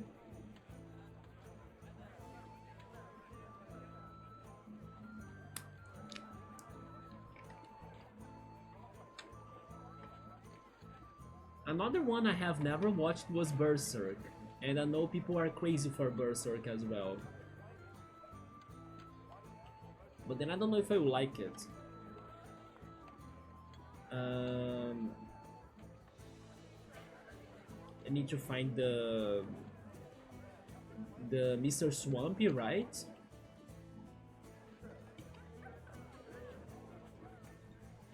I have the feeling I'm forgetting something already. I just don't know what. Let's keep on exploring this area.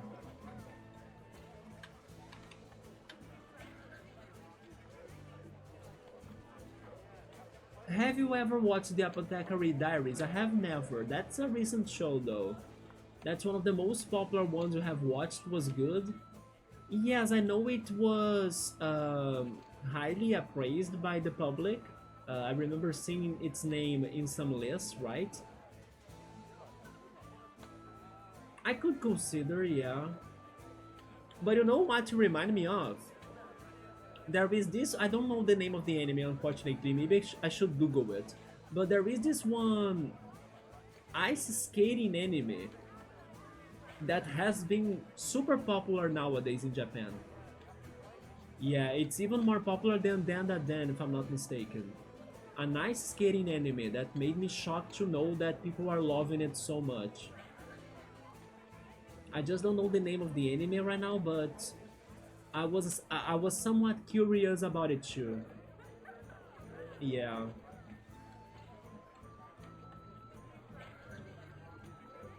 But the Apothecary Diaries, is it long, Piero? It's not, right? It's probably maybe 1 or 2 seasons. Oh. Good day, Mr. Elephant.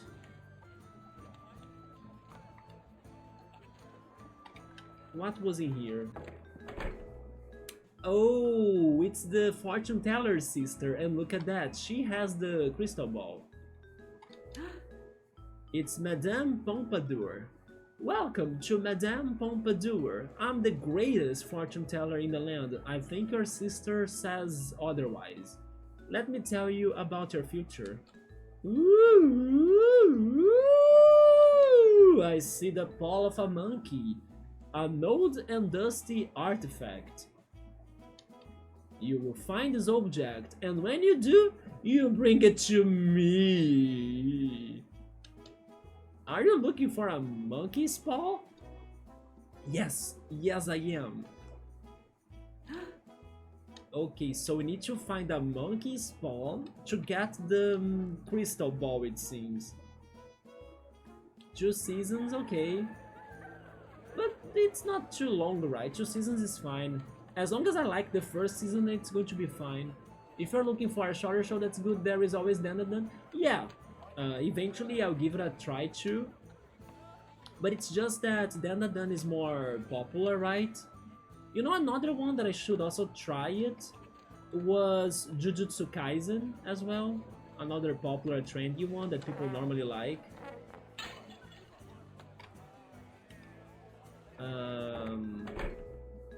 Oh, that's the... No, that's an artifact. They were just telling me that we would be finding an artifact, right? Is this the one? Elephant Yono, I'm a sculptor and I'm working on a marble statue of you. What do you think? It is an artistic representation. Keep up the good work. Never mind. Maybe I don't have anything to do in here? Can I move it? I can't. I really feel like I'm the avatar of this world, right? People are making statues of us. Everybody knows us and everything. Who are you? Are you a diver? He looks like a diver. Mr. Swampy. Yup, I'm the sewer warden. My name is Mr. Swampy. I'm responsible for keeping the Nightingale sewers in proper working order. It is an important job, alright? But my real dream is to look for hidden treasure. I have been searching in these sewers throughout the years, but I would like to expand my hunt to the mountains, or perhaps to the bottom of the seas. There we go, he's the one that needs the diving suit helmet. There should be a lot of treasure at the bottom of the sea, don't you think? Sadly, I lack the equipment to go find it. We have the equipment for you. There should be a lot of treasure in the bottom of the sea. Okay, so... it is in the pirate house, right? Let's go get that.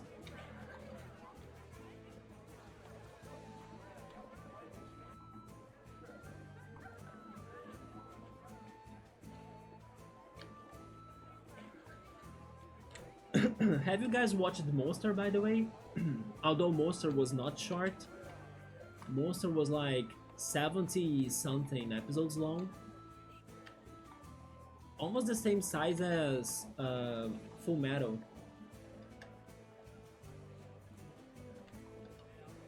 Monster did have one of the craziest villains I have seen, because he was very smart. Like, the villain of Monster was something else.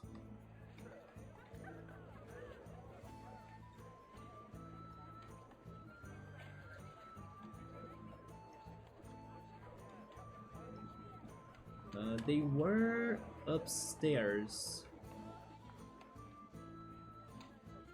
Speaking of old animes, I like the original Fruit Baskets more than the new version.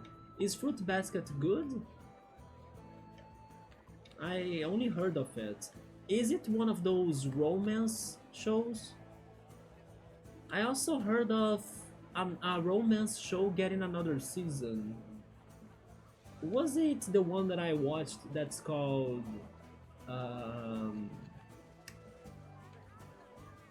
Kimi ni Todoke, I think?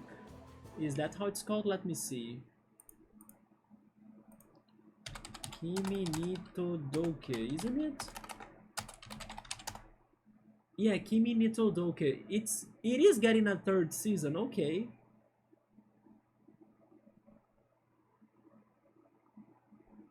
Yeah, maybe that's the one I heard that's going to a that's getting a third season. I have watched 2 seasons of it. It is cute and charming. It's not bad. But then Fruit Baskets, it is a romance show too, isn't it?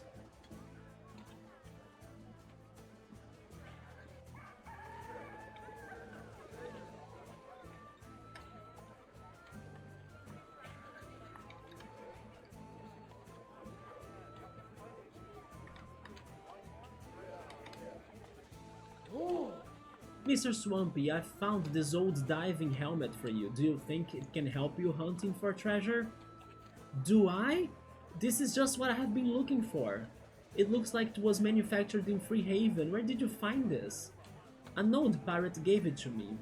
Aha, say no more. If this helmet has been in the hands of pirates, it's virtually guaranteed to help me find treasure. It has soaked up all the greed of the high seas, and is surely blessed with supernatural treasure finding properties. I think you are overhyping this helmet that much, but I like your confidence that you are going to find amazing treasure. You can have the key to my old treasure vault down in the sewers. That's where I have collected all the trinkets I have found over the years, but I have no need for them anymore now that I have this beauty. He is very confident he's going to find better treasure, isn't he? Onward to treasure. I have the feeling he's more up to adventure than the treasure themselves. Okay. I love how it looks like a Jiggy from Banjo-Kazooie. Move, move, move! I'm sorry, Mr. Swampy, I can't hear what you're saying when you're wearing that diving helmet. Move! Good luck to you too, Mr. Swampy. It doesn't have much explicit romance until the later arcs, but yeah, it has some romance vibe. What is it about then? I always assumed it was like a romance show, maybe it's not. Is it not a shoujo? By the way, Yoda, on Wednesday I was talking to Subaru about gachas and mobile games, and we learned that the second biggest gacha game regarding profit on mobile phones, I mean, the data, the information was not considering the computer version of those games as well. Like, maybe, for example, Genshin Impact could have been more profitable if you consider the profit of it from the computers, right? But only for the phones, the second place was like a romance for girls targeted gacha game, right? And it was big, I think, in China, if I'm not mistaken. It even got like a name for the genre of the gacha. Otomo, I think, it's something like that. Otomo, Otome. But it was like mind-blowing to us that that game was more profitable and almost as profitable as Pokemon TCG Pocket, which was the first place, with no surprise in my opinion. But yeah, like we were like, are you kidding me? Like a dating simulator kind of gacha game is the second place of like most profitable one. That explained me why there are a somewhat good amount of dating and romance focused games, right? And also um, visual novels. That also explains something to me about, for example, why people always are crazy for like if games will have a dating mechanic in them or not. For example, Persona. If Persona doesn't get the dating in, people will get mad, you know, when it's not necessarily the focus of the game. But yeah, we were like, are you kidding me, Subaru? What the hell is that? And then it's like a freaking dating romance visual novel game, gacha as well, that's super profitable in China. So Fruit Basket is shoujo. I liked the show as a kid because the characters can turn into animals. Interesting. Is it like Rama? That sounds like Rama. If it is good, maybe one day I can give it a chance as well. We need to bring this to the sewers, right? Would they ask me to solve the puzzle again?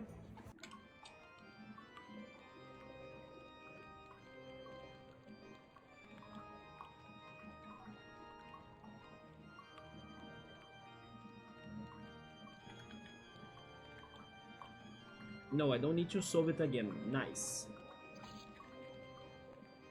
Let's see what's the treasure in here then. I'm scared of throwing this on water though. Oh, never mind. There we go. Let's check Mr. Swamp's treasure. I'm guessing there are going to be 2 heart pieces.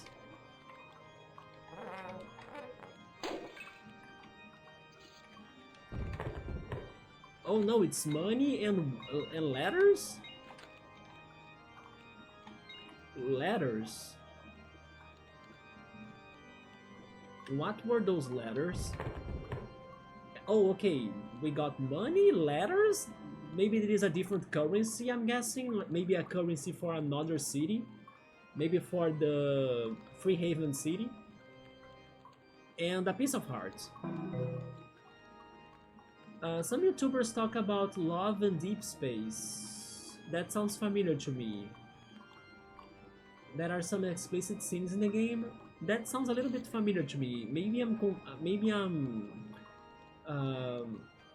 thinking of Love, Death, and Robots as well, like the Netflix series. But then Love and Deep Space. Let me Google that. Love and Deep Space. Oh, that's it. That's the one, Yoda. Yeah, that's the gacha game. That's the second most freaking profitable game, right? Yeah, that's the one, Otome gacha game. Yeah. Have you actually checked it out before? Is it that good, or is it just because, I don't know, people are crazy for romance games or dating games? And regarding it becoming explicit, I got that impression from the Google search, yes. Since the Roller Coaster Tycoon stream I was talking about it with Subaru, I did think it was like, oh my god, this game it's kind of hot, isn't it? Yeah. But isn't it kind of wild? Like, it is wild, but at the same time, I was surprised. But at the same time, I want to say that in a way it kind of makes sense. You know, like, it surprises me, but at the same time, it's like, oh, okay, that's the world we live in. So, yeah. But at the same time, it's like, I could think it would be successful and profitable but not be like above Genshin Impact or Honkai Rail, you know, things that people talk more. Although they talk more about those games here, right? Or in the US or in other countries, but maybe in China, it is another talk. It is another word, right? Yeah. So we got the treasure from the helmet. I need to find something for the sister of the fortune teller to get the magic ball or the crystal ball. And we also need to deliver the freaking book, the manifest, to somebody near the temple, but I still don't know who was it. But what else is happening in this area? There is a lot happening here. We also got some letters that I'm thinking they are currency for another city.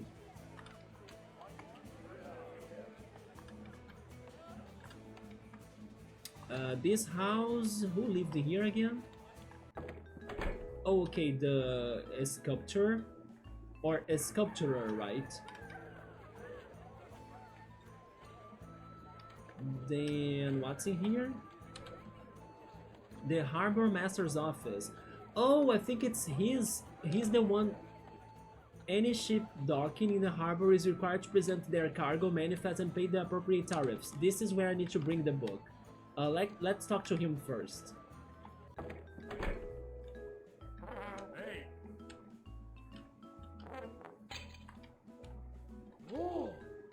Harbor Master, welcome to the Nightingale City docks. Do you have anything to declare? Yes, I do. No, but I'm just visiting, but I'll be back. What do you do here? Nightingale City is engaged in loads of maritime trade, mostly with Freehaven and other port cities along the coast. This is the office where you present your ship's manifest and pay the tariff placed on all trade by the Queen. We import manufactured goods from the robots in Freehaven, and the ships coming in from there pay large taxes to the Nightingale Kingdom. So we humans benefit twice on every trade. I cannot believe how fitting this is, right?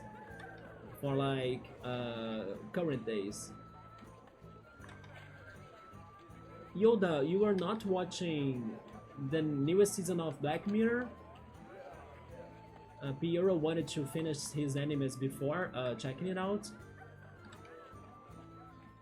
I was liking it, yes, especially the last episode. The last episodes that I watched, I mean, maybe to some people it would be like a normal, regular episode, but it did hit me strong, you know.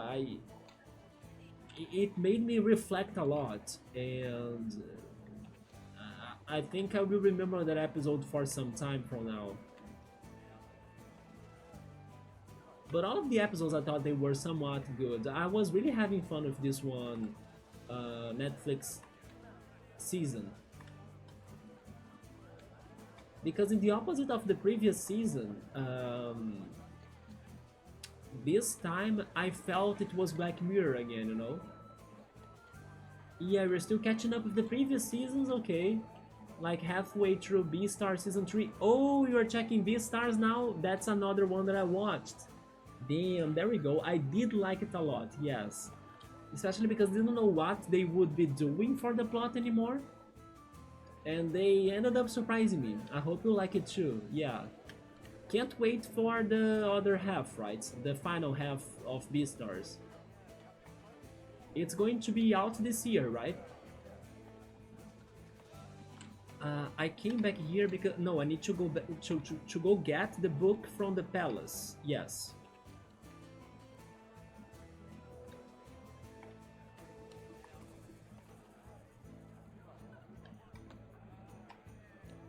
Although this year as well we are getting Santa, the other anime from the same creator, right? We are getting 2 animes from the same person.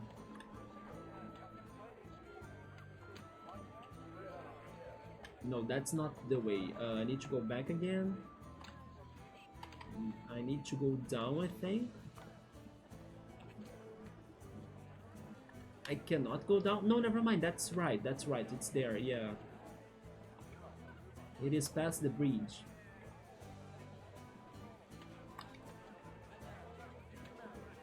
There we go. The new anime on Netflix called Moonrise has the same character. Oh, the same character designer as Full Metal Alchemist. I know it. Yes, I didn't know the name of the anime, but I have seen the pictures and information of it before. Yes. Hi, Sabr. What's up, man? Yoda knows the game that we were talking on Wednesday. The one Otome gacha game. That's the second most profitable one, right? Yoda even said that it has some explicit scenes on it. I was like surprised it was so profitable, like beating Genshin Impact and everything. Yeah. But regarding this one show, Yoda, the latest news I saw from it were regarding how people wanted Netflix to even make more advertisement for the show because people are missing the show out, right? Is it out already? Because I was thinking they were still working on it. They just gave us trailers but not necessarily released it, right? Even the protagonist, it's just like Alphonse from Fullmetal Alchemist, right? But with like red hair. Oh, it is out. Alright. Okay, it's probably very good then. Maybe that's why I did read the news of like people being upset that they were not promoting that show enough. I didn't know it was out. I knew it was being worked on, right? Yeah, Sabri is saying that it is like a game genre, right? The otome, so it has some audiences. It does, and then like I told you as well on Wednesday, like that's why people are so crazy for games to also allow them to have dating, right, in the mechanics, including Persona games. I think it is an extra, you know, but not a must. But to many people, it is like a must because they love it, as they can be going crazy for this one gacha game too, for example. But again, it's also a thing that's bigger in China. From your research, wasn't it, Subaru? Maybe that game is not as huge in other countries, even though Yoda knows a person that tried it. Because to the West, I would say that Genshin Impact, Honkai Star Rail, Pokemon TCG Pocket, those are bigger than this one. I can be wrong though. It's just that nobody that I know talks about this one game, with a reason, because it is explicit, right? But it's still, I was surprised, but after knowing the truth behind the game, it kind of makes some sense. It's just that nobody really talks about it, you know? But it's still a little bit sad in a way that people are spending a lot of money like that in gacha games in general. But honestly, even on Pokemon TCG Pocket, people should not spend that amount of money for any gachas.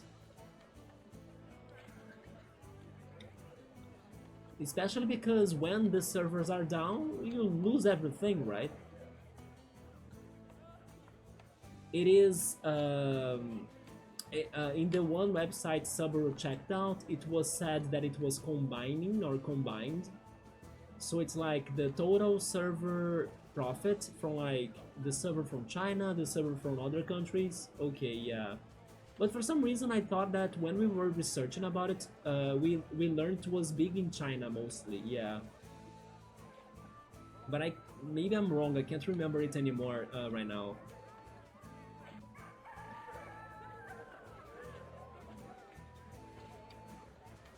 Several we are here only doing the side quests. We finally learned where to bring the manifest. It is to this one. Wait, not that woman. Wait.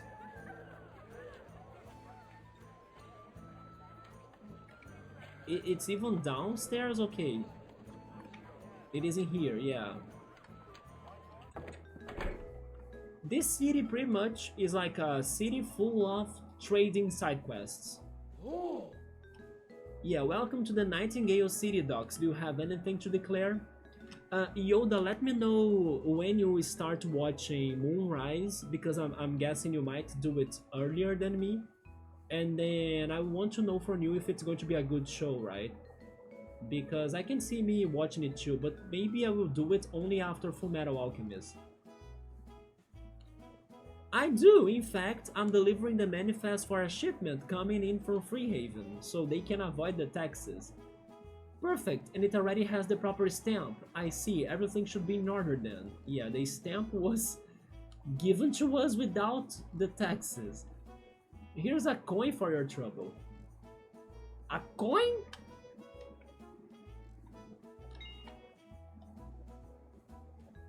Oh, speaking of trouble and coins, by the way, do you guys still remember the situation I was through last year, that the post office disappeared with my letter that had a holographic magneton to this one guy in São Paulo that I sent him that, but the post office delivered the letter to the wrong address, and then we both didn't know what happened to the letter and everything.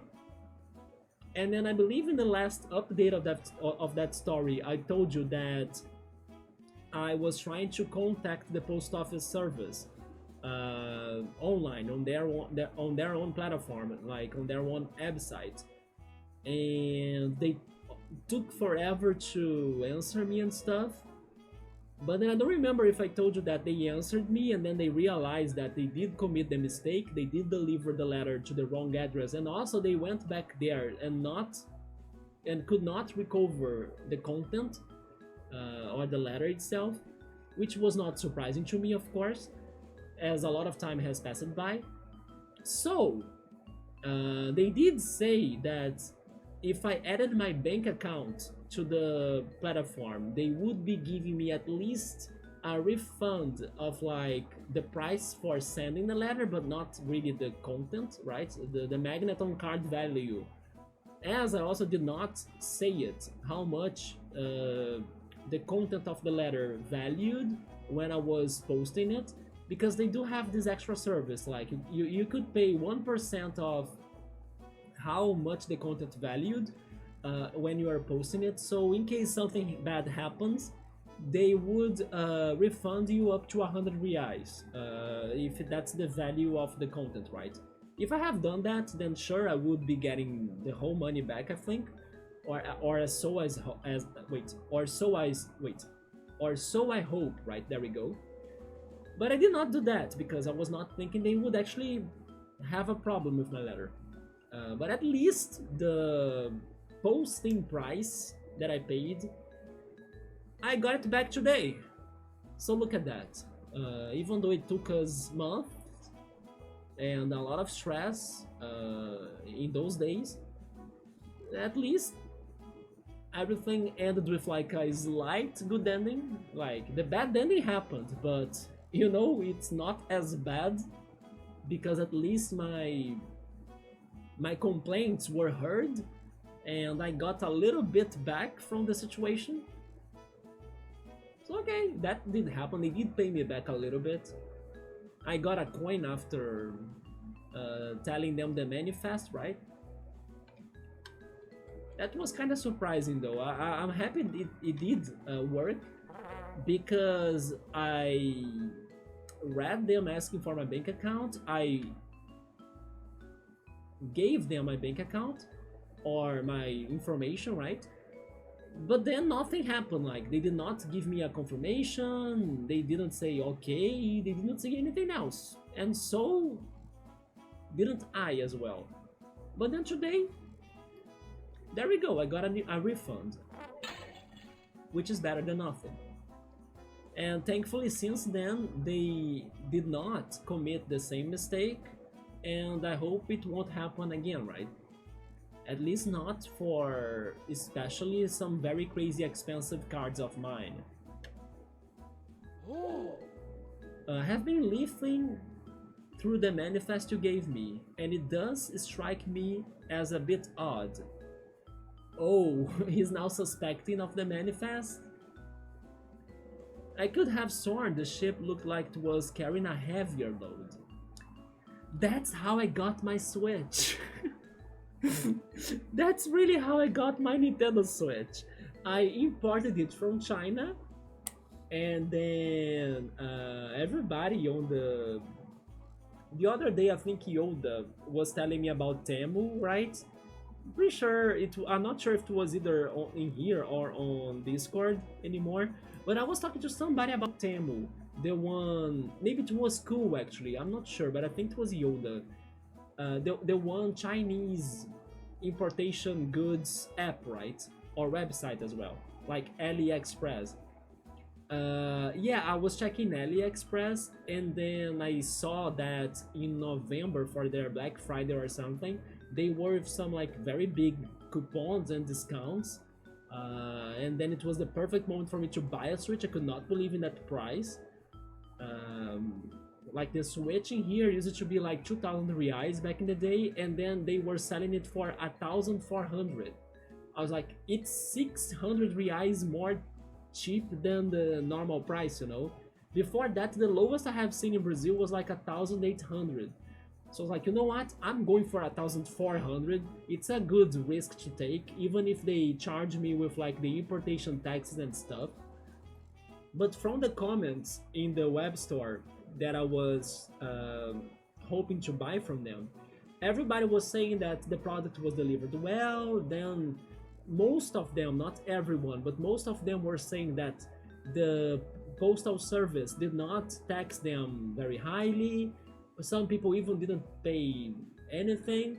Some unfortunate ones, right, unlucky ones, did have to pay for the whole price for the tax, but mine was almost not taxed. I had to pay a little bit of tax just to like deliver the product to me, to my house, but it was not the tax for the product itself, right? So I kind of feel like this one situation in here happened to me too in real life, that I could kind of dodge the importation taxes a little bit, you know. Thank goodness I did it in that day, because I got my Switch for a very good price. And today, if I were going to do the same, it would be much worse, because the taxes of importation have been more fiscalized and also more aggressive as well, even for minor products, for like cheap products, not just the big product. So buying my Switch in that day was the best decision I have done, yes. At least there's some accountability. I agree, Yoda. Yeah, at least the situation is now finally over, right, as well. And in a way, the person that bought the letter, he also recovered his money, so, you know, everything was kind of getting back to zero. I did get some, what's the opposite of profit? Like, I did lose money, right, in the process, but at least the situation was a mistake, and it happens, right, sometimes. Subway is asking me if it would have been better or worth if I gave them the value of the content when I was posting it. No, you see, no, if I give them it's kind of like a security, right? Or how can I say this in English? It's like an insurance, right? Yeah, you can kind of go there and say, oh yeah, the content of this letter, I want an insurance for it. And then you say how much it values, but it's only up to 100 reais, right? If it is more than 100 reais, then they will not pay you back that much. Yeah. And then you say, oh yeah, in that case of the Magneton card, it was 60 reais, I think, or something around those lines. I could tell them that, and then I would pay 1% of that amount, I think. Maybe it is a little bit higher than 1%, but I think it was 1%. I'm not sure now. Almost sure that it was 1%. So it would have been like, I don't know, 60 cents. But yeah, I would need to pay a little bit more for the insurance. And in case the letter is delivered correctly, then they would not give me back that money, right? But as you expect for the letter to be delivered correctly, it makes no sense for you to be paying for that. Sometimes I was paying for it though, yes, especially in the beginning when I was selling my cards. But as I noticed that I was getting no problems, then I stopped paying for it until I had a problem. But even after the problem, I'm not paying for it anymore, yeah. Recently, Suburb bought a 1 terabyte pen drive in this one store, like online store we have in Brazil. It's called Mercado Livre, yeah. But it was with a problem, and then he asked for. He wanted to send the product back, right, to the store. And with this money that he got to his refund, right, with the refund money, he is importing two from China. Yeah, he's importing two pen drives of 1 terabyte from China, and then he's hoping that it's going to work well. Well, be careful, Summer, because if they were too cheap,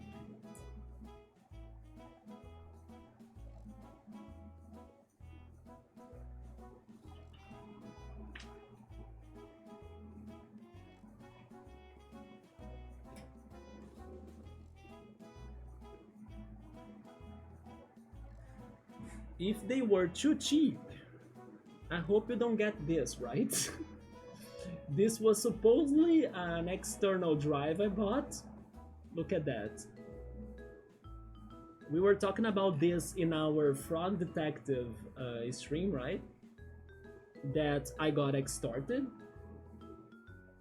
Yeah, this is not an official Seagate external drive.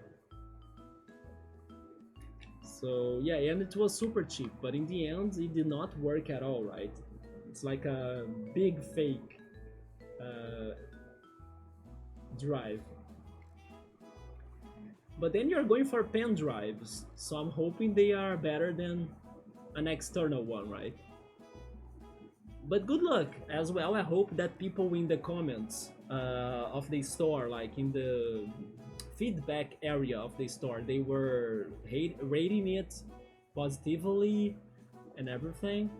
But buying electronics from China is always a risk, especially electronics that are somewhat common to be fake, right? Or fake made, such as hard drives and those minor things.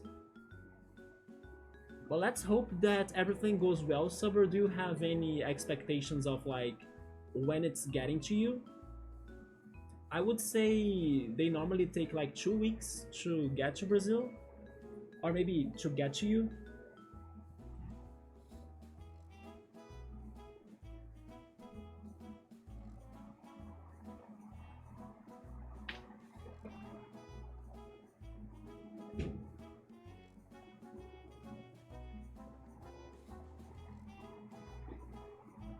I just noticed the time, so I will put my TV show to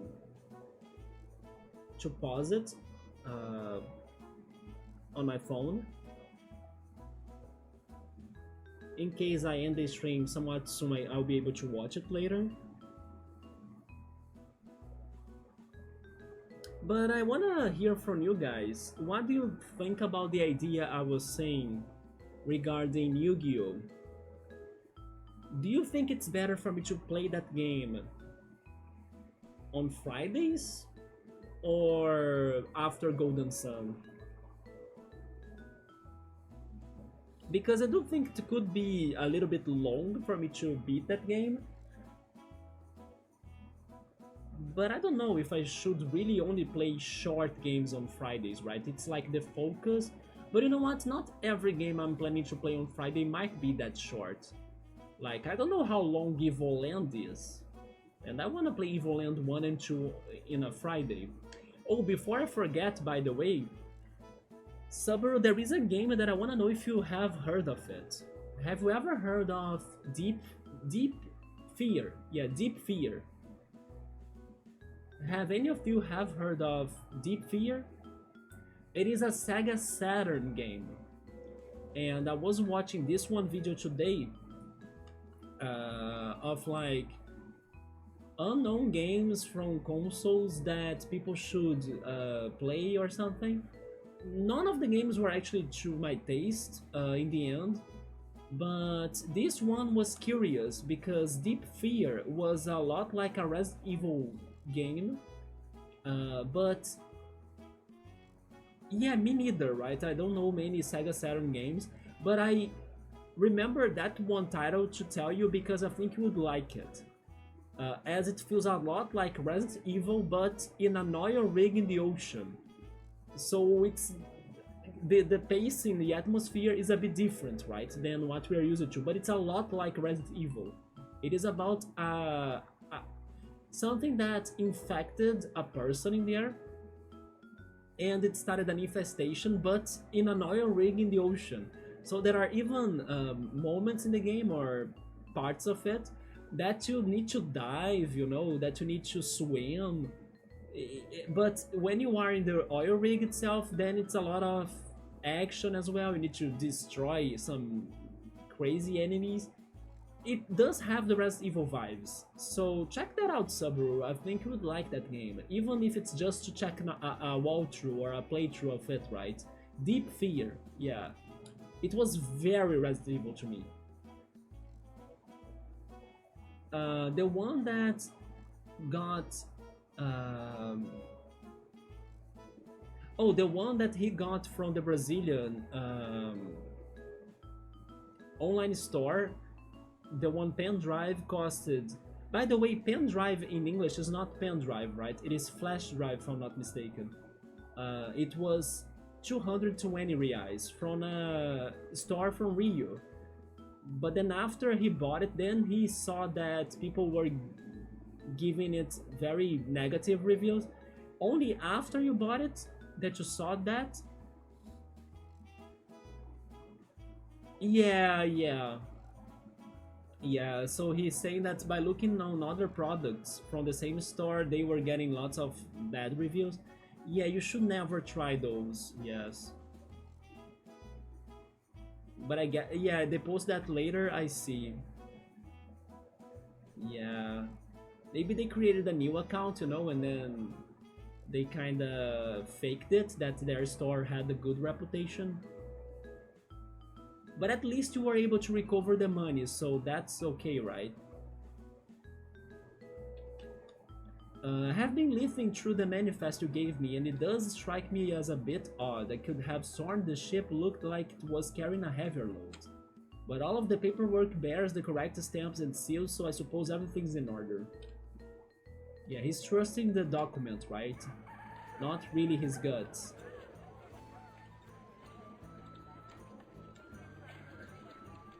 I don't know why this rope right here feels like a puzzle to me. Oh yes, I forgot to say, I mean, I actually said this on Wednesday, I think. But I also have been kinda nostalgic or thinking like playing the Professor Layton game soon. Also as a preparation for the Professor Layton game for the Switch too, right? Or for the Switch one as well. It's going to be released in both platforms.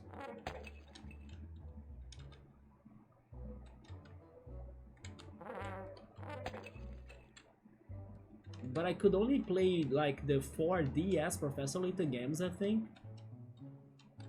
As I don't know how to emulate the 3DS and I cannot capture my 3DS.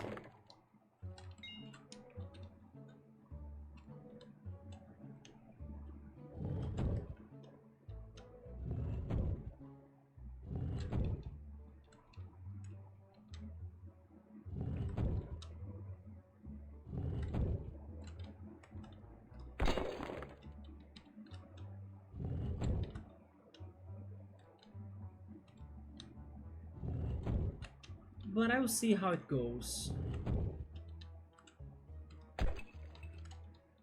So what's in here? Another piece of heart.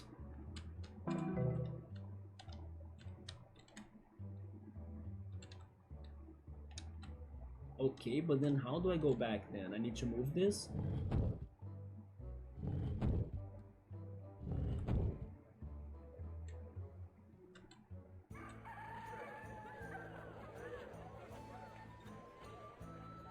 We saw a woman, right, in a house, and then she had flowers. What was that about? Oh, there is a boy across town who I really like. Oh, she's the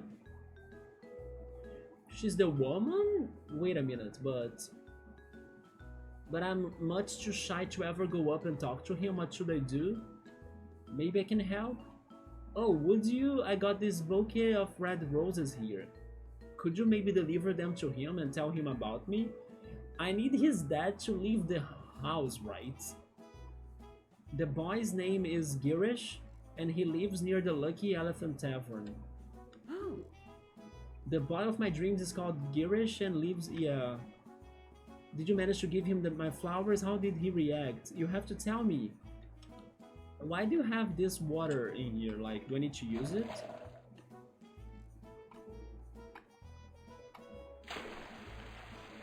Oh, I do.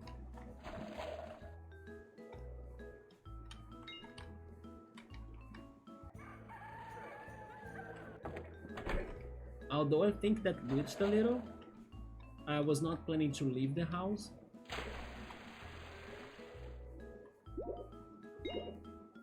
There we go.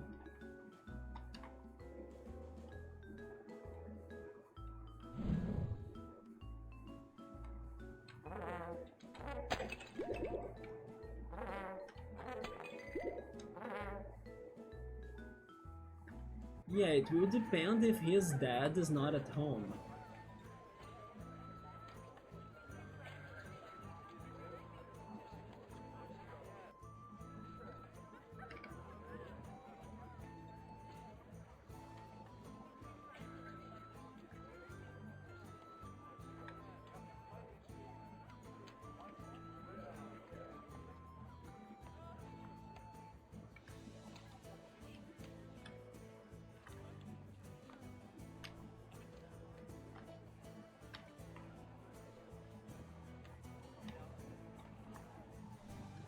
His dad is still here. Hey!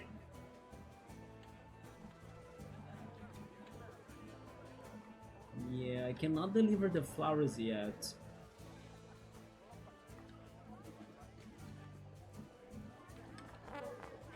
Let's go explore more.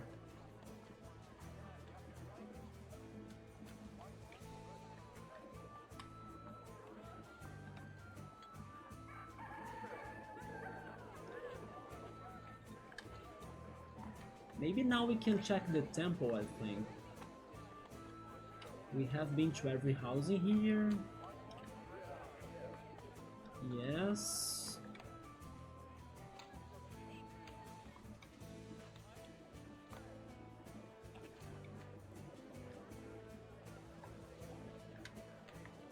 Let me just check what's past the gate in here.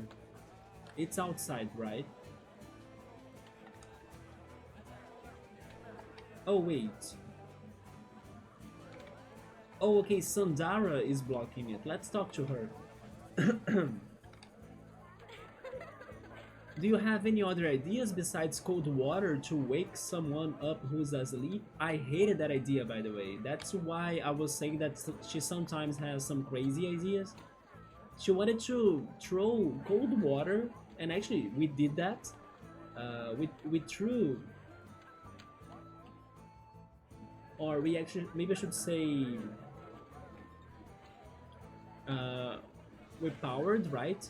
Actually, I always get confused with this word. We poured, right? We poured cold water in Kai, or on Kai, which is like a kid that's a monk. Just because he was asleep, but none of us knew him, so you do not throw like a bucket of water, like you don't pour water on someone you don't know, not even in the people that you know, so, you know, she's kinda crazy. Do I? I've got tones. Let's see, a loud noise is always a winner. I once startled the Minister of the Treasury by sneaking a live chicken into his wardrobe. It went cook-a-doodle-doo early in the morning, and you should have seen the look on the minister's face. Classic. She is very crazy. Yes, she is. Okay guys, let's go check the Temple of the Elephants. Let's see if they are going to give us some lore. Let's see why they were hoping to find us. Maybe the world is under some tragedy like I was imagining. And then they need us to stop the tragedy from happening. I just wonder what could be this tragedy, right? I can only think of the War of the Worlds. By War of the Worlds, I don't mean the movie. I actually mean the war between the people in here.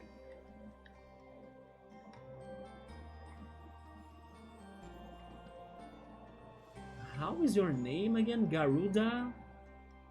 In persona, right? Garuda? Ganesha. No, it's Ganesha. Yeah, Ganesha. Saburo thinks that she's the villain.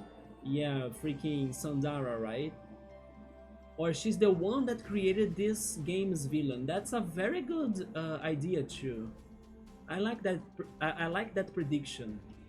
Maybe she's not the villain herself, but she's the one that freed the villain, even if it was by accident, right? I like how they have those tapestries on the wall depicting, you know, the ancestrality of people and the elephants.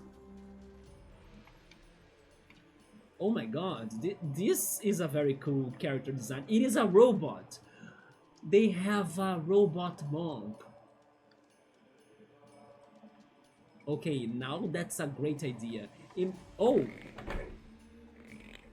I found a secret room! That looks important. It doesn't fall. Oh, were we asking Sandara how to wake people up so we could wake this guy up? The lore master. Kai says I should try and wake him up.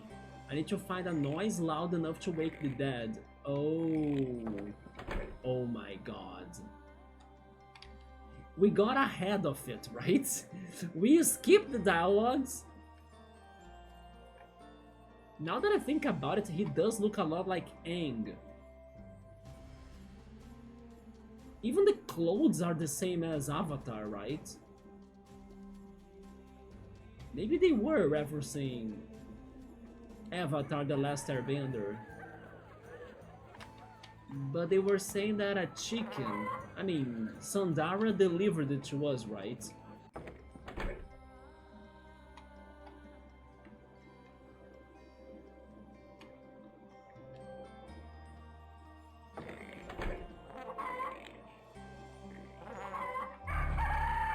There we go.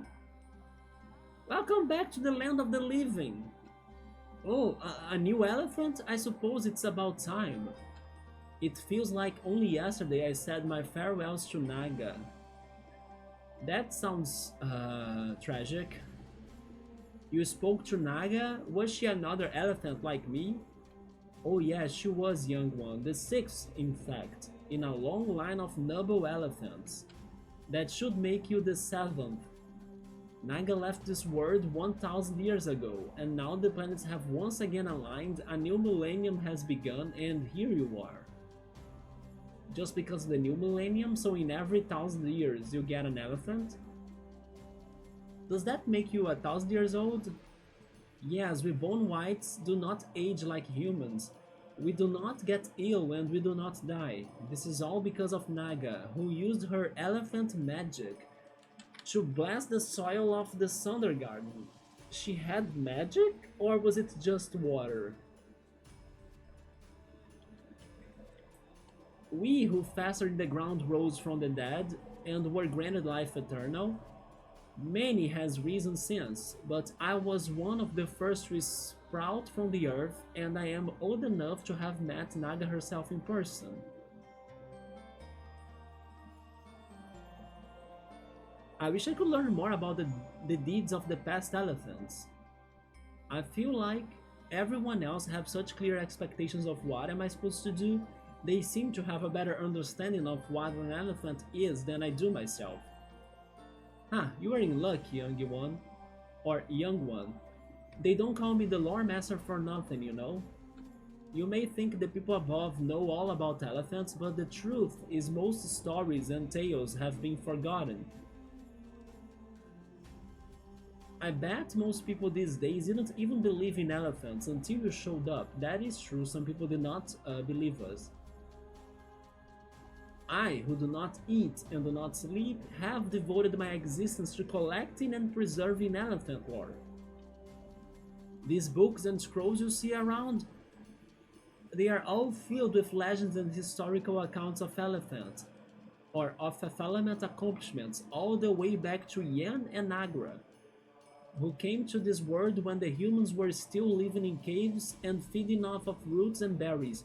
Why am I getting some Naruto vibes now? This is going so back in time that I'm feeling it's Naruto. So you can teach me all about the other elephants then? Alas, I wish I could. I really do, young one, for knowledge exists for sharing. But it is with great shame that I admit that the library have fallen into disarray over the past centuries. Entropy. Entropy? Entropy is the one force that pervades the universe, and sooner or later we must all decay. He reminds me of that old guy in Final Fantasy VII, the old guy. Do you mean the guy from the Cosmo Canyon? I mean, I'm not sure who do you mean, but something about lore like this reminds me of Cosmo Canyon. Is it that? Yeah, the one in the astrology. Sorry, the one in astronomy, right? In the astronomy center, the planetarium. I don't remember him anymore, like the character. But I remember the area being full of lore and how amazed by the music of it I was, right? When Bugenhagen, let me Google him, I forgot this guy. But I remember that place being the lore place. Bugenhagen. Wait. Final Fantasy VII. Oh. Okay, I remember him now. Yeah, a little bit more. His name is Geisel. Geisel Bugenhagen. I love that name, Geisel. I think a Pokemon should be named Geisel, you know? I love that name, Geisel. It sounds like a geyser with Buizel. It's perfect, Geisel. It should be an alternate evolution of Buizel. But entropy, I was not thinking they would bring this up. Entropy is like, I don't know, it is death, right? It is another word for death. Because he's correct. Entropy is going to destroy everything one day. It is that bad. So again, the game is getting to dark places, even though it should be wholesome. Most of the paragraphs here collected have simply slipped off the pages and been scattered to the wind. It would be a great task indeed to collect all of the lost letters. We got letters in the swamp and glyphs and put them back into the books in the correct order. Maybe I can help. We did find the letters though. Yes, maybe you can. Through your journeys, you might happen upon lost letters, haphazardly hidden in bushes and jars. Collect as many as you can and bring them back here. I will then carefully place each letter where it belongs, and the ancient text will once again emerge. I'm curious. I want to read that. Only then we'll be able to read the stories within. Do you understand the project? Yes, I think so. This reminds me of Bug Fables, that we were collecting the lost books and delivering them to the library, right? And then we read a lot about the lore of the game. Grand, I would like nothing more than to see this wealth of knowledge restored. Here, let me give you the handful of letters I have managed to pick up in this room. They should be enough to piece together a chapter or maybe a few paragraphs. Okay.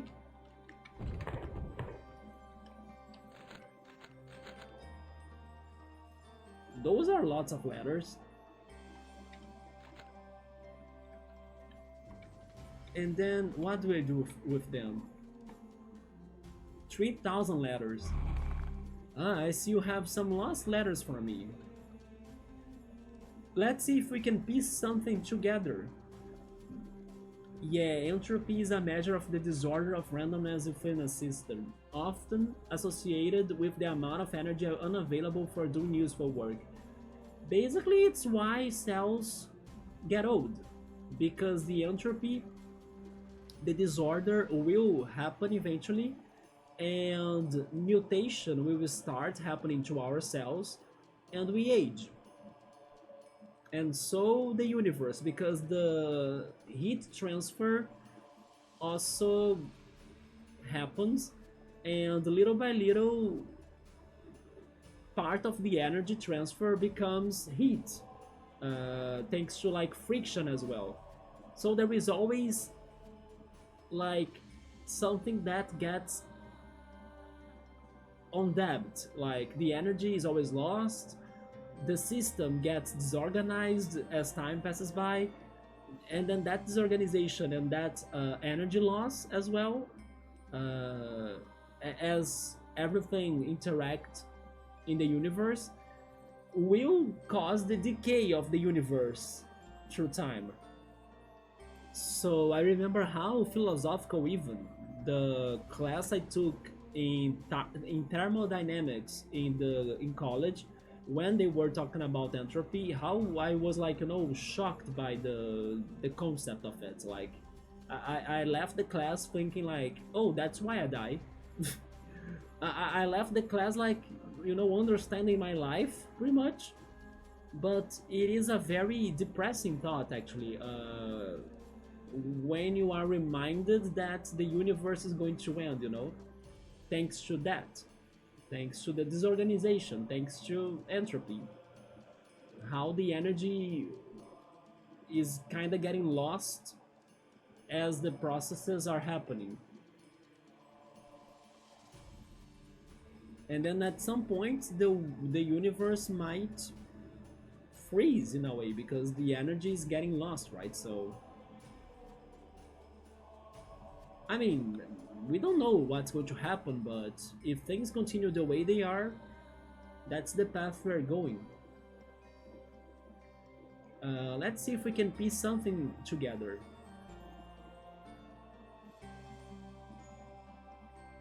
How many letters do we need to collect here? Okay, we can pick 2 chapters. One that happened 1,000 years ago about Naga, and one that happened 2,000 years ago, Oma and the Giant Wave. It's funny that it's called Oma because Oma is a name that showed up in the game in the beginning. Oma's Peninsula, it's like the first area of the game. So Oma was an elephant as well. We just need to invent or to create a time machine to go back to time with less entropy. Don't you think, Yoda, that if that was possible, don't you think that time travelers would already be around us? Right? Isn't it a crazy thought? If time machine is going to be something, don't you think it's already something? What is the point of a time machine if it's not existing already?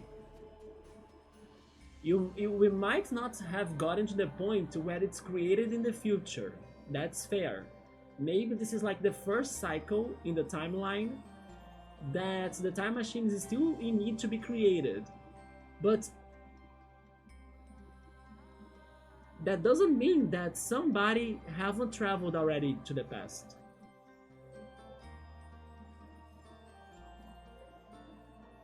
I don't know. Maybe I'm going too far with my thoughts right now, but it's something to think about, right? I would just say that a movie recommendation for this topic that I wanna give, it is actually my favorite movie, by the way, uh, is Mr. Nobody. Yeah, Mr. Nobody has a very interesting take on this subject, and it is a movie about choices as well. It's another very interesting topic to think about, but highly recommended, Mr. Nobody. Yeah. Yeah, Stephen Hawking invented time travelers to come to his spy. A timeline? Time is not made of lines. It's made of circles. That's why clocks are round. Where did that come from? I like that quote. Yeah, right. Or maybe, I don't know, squares as well. Like red versus blue. Red versus blue is the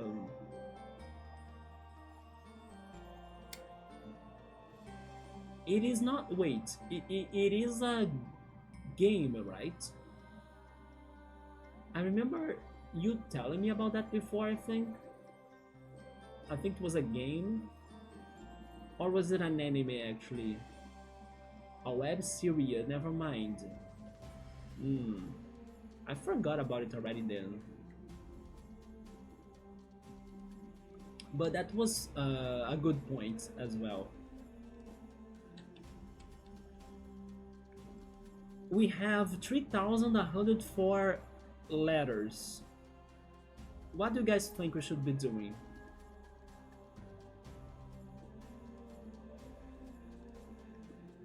What do you guys want to read the first?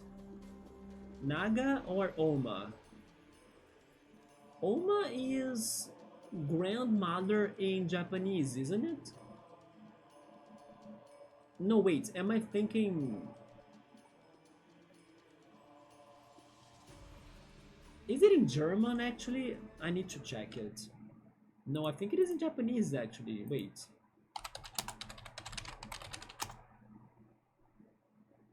No, it is German.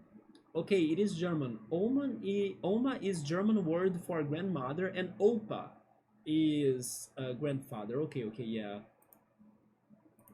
I knew it sounded familiar, but I wasn't sure which language, right?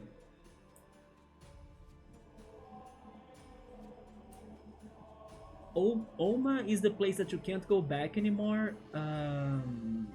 We can go back to Oma's Peninsula, but it was a little bit blocked, right? Maybe it was blocked because of a glitch. We should try returning there, maybe even later today by taking the fast traveling option. But yes, it was there. The first area of the game, Oma's Peninsula. Let's start with it then, because it was older, right? Oma and the Wave, page 1. Once upon a time, there was an elephant whose name was Oma. Oma was a bit shy and he preferred to stay to himself. The elephant Oma built for himself a very high tower, on top of which he could sit and watch the sea and the land and the sky. I hope we can find that tower. The people of the villages around Oma's tower would bring fruit and pleasant incense to the elephant and ask him questions about the weather and what else he could spy from so high. But Oma would rarely reply. He enjoyed his solitude and he didn't want the villagers to come and bother him all the time. In time, the villagers stopped visiting and Oma was happy. That's not what I was expecting to happen in this story. One day, when Elephant Oma sat atop of his tower, he felt a change in the wind and shiver in the earth. He looked out to the open sea and saw on the horizon the white foam of an enormous wave. So basically, it's a tsunami, right? By the way, can you guys see the elephants? Can you see my cursor? No, right? Yeah. But right there in book 2 and book 3, There are elephants drawings, but they are very, it's kind of faded. You can't see them clearly, but they are right there. Let's check the first one of Naga as well. You could see it, Sabru. Yes, it's like a profile picture. Um, in the second one, like in book 3, and in the book 2 one, it's a frontal picture. Naga and the certain Sundergarden one. This is the story of the fall of the Zernogoth Empire. Wait. This is the story of the fall of the Zernogoth Empire. The aged Emperor Bindusara II had himself inherited the throne to the mighty empire, and in his lifetime expanded even further. But as he lay on his deathbed, it was time for the golden throne to be passed on to his successor. And then Bindusara had two sons, Prince Pandava and Prince Kaurava, and they were twins. The two princes were grown men at the time, and both had held high offices in separate parts of the empire. The southern provinces were the domain of Prince Kaurava, the Duke of the Anvil. In the north, Prince Pandava, Lord of Foxes, governed the land. The twin princes had both grown powerful in their domains, and as their father's life approached its end, the two of them both claimed to be rightful imperial heir. Foreseeing the inevitable conflict, both princes had secretly spent their time amassing wealth and influence in their regions, and the armies they controlled were the biggest in living memory. War seemed inescapable. So I have the feeling that Sundergarden. First of all, Sundergarden has a lot of dead people. Probably because of this. Like this war between the twin princes, right? Not only that, Sundergarden has like a crazy cemetery of those dead people. And I also believe that the land of it is devastated. Probably also due to the war. So yeah, Sundergarden probably is what it is thanks to this situation. Like, people lost their lives, nature also disappeared in the area, and they made the graveyard in there. We still have some more letters. Can we get one from each? We can't, right? Yeah. Let's check more on Naga, because this was just a brief introduction, right? We haven't seen much. Elephant Naga saw the conflicts brewing in the lands. She had been a great friend to the Emperor Bindusara II, and she had for many years lived near the court and served as a trusted advisor to the ruler. The famed justice and longevity of Bindusara can perhaps in large part be attributed to the influence of the Elephant Naga. Naga traveled to the northern provinces to the Fox Keep in order to talk to Prince Pandava to ask him not to go to war with his brother, but Pandava would not listen to the elephant.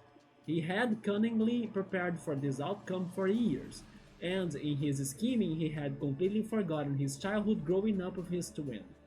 So Naga traveled south to the Iron Citadel and spoke to Prince Kaurava. She asked him to lay down his sword and make peace with his brother, but Kaurava's massive army was already clad in steel and marching towards the plains of Pali, where he would face down his own brother once and for all. The armies of the Anvil and the armies of the Fox stood ready to do battle. And rip, right? That's what happened afterwards, rip. That's very unfortunate though.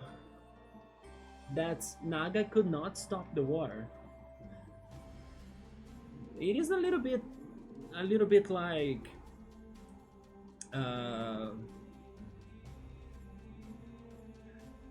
because when the Bone, how are they called? Bone whites, right? The bone whites were telling me that Naga brought them back to life, or like it's thanks to Naga that the bone whites are people in this world.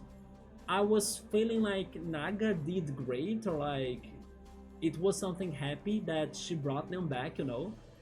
But actually, I feel now sad for Naga because it was the last alternative she had, as the war probably killed everybody. And then all she could do was like bring them back to life as undead people. Because Naga totally wanted them to stay alive and have a normal life uh, by avoiding the war to happen. Yeah.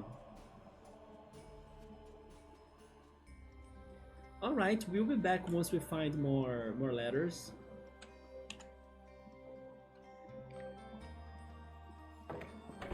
And now they also live forever. Indeed, but I don't know if they are necessarily very happy, right? As they are here forever. So we do have like a robot monk, a bone white monk, and the master, and this guy. But this is a statue of Ganesha, right? This is Kumuda. Welcome to the Nightingale Temple.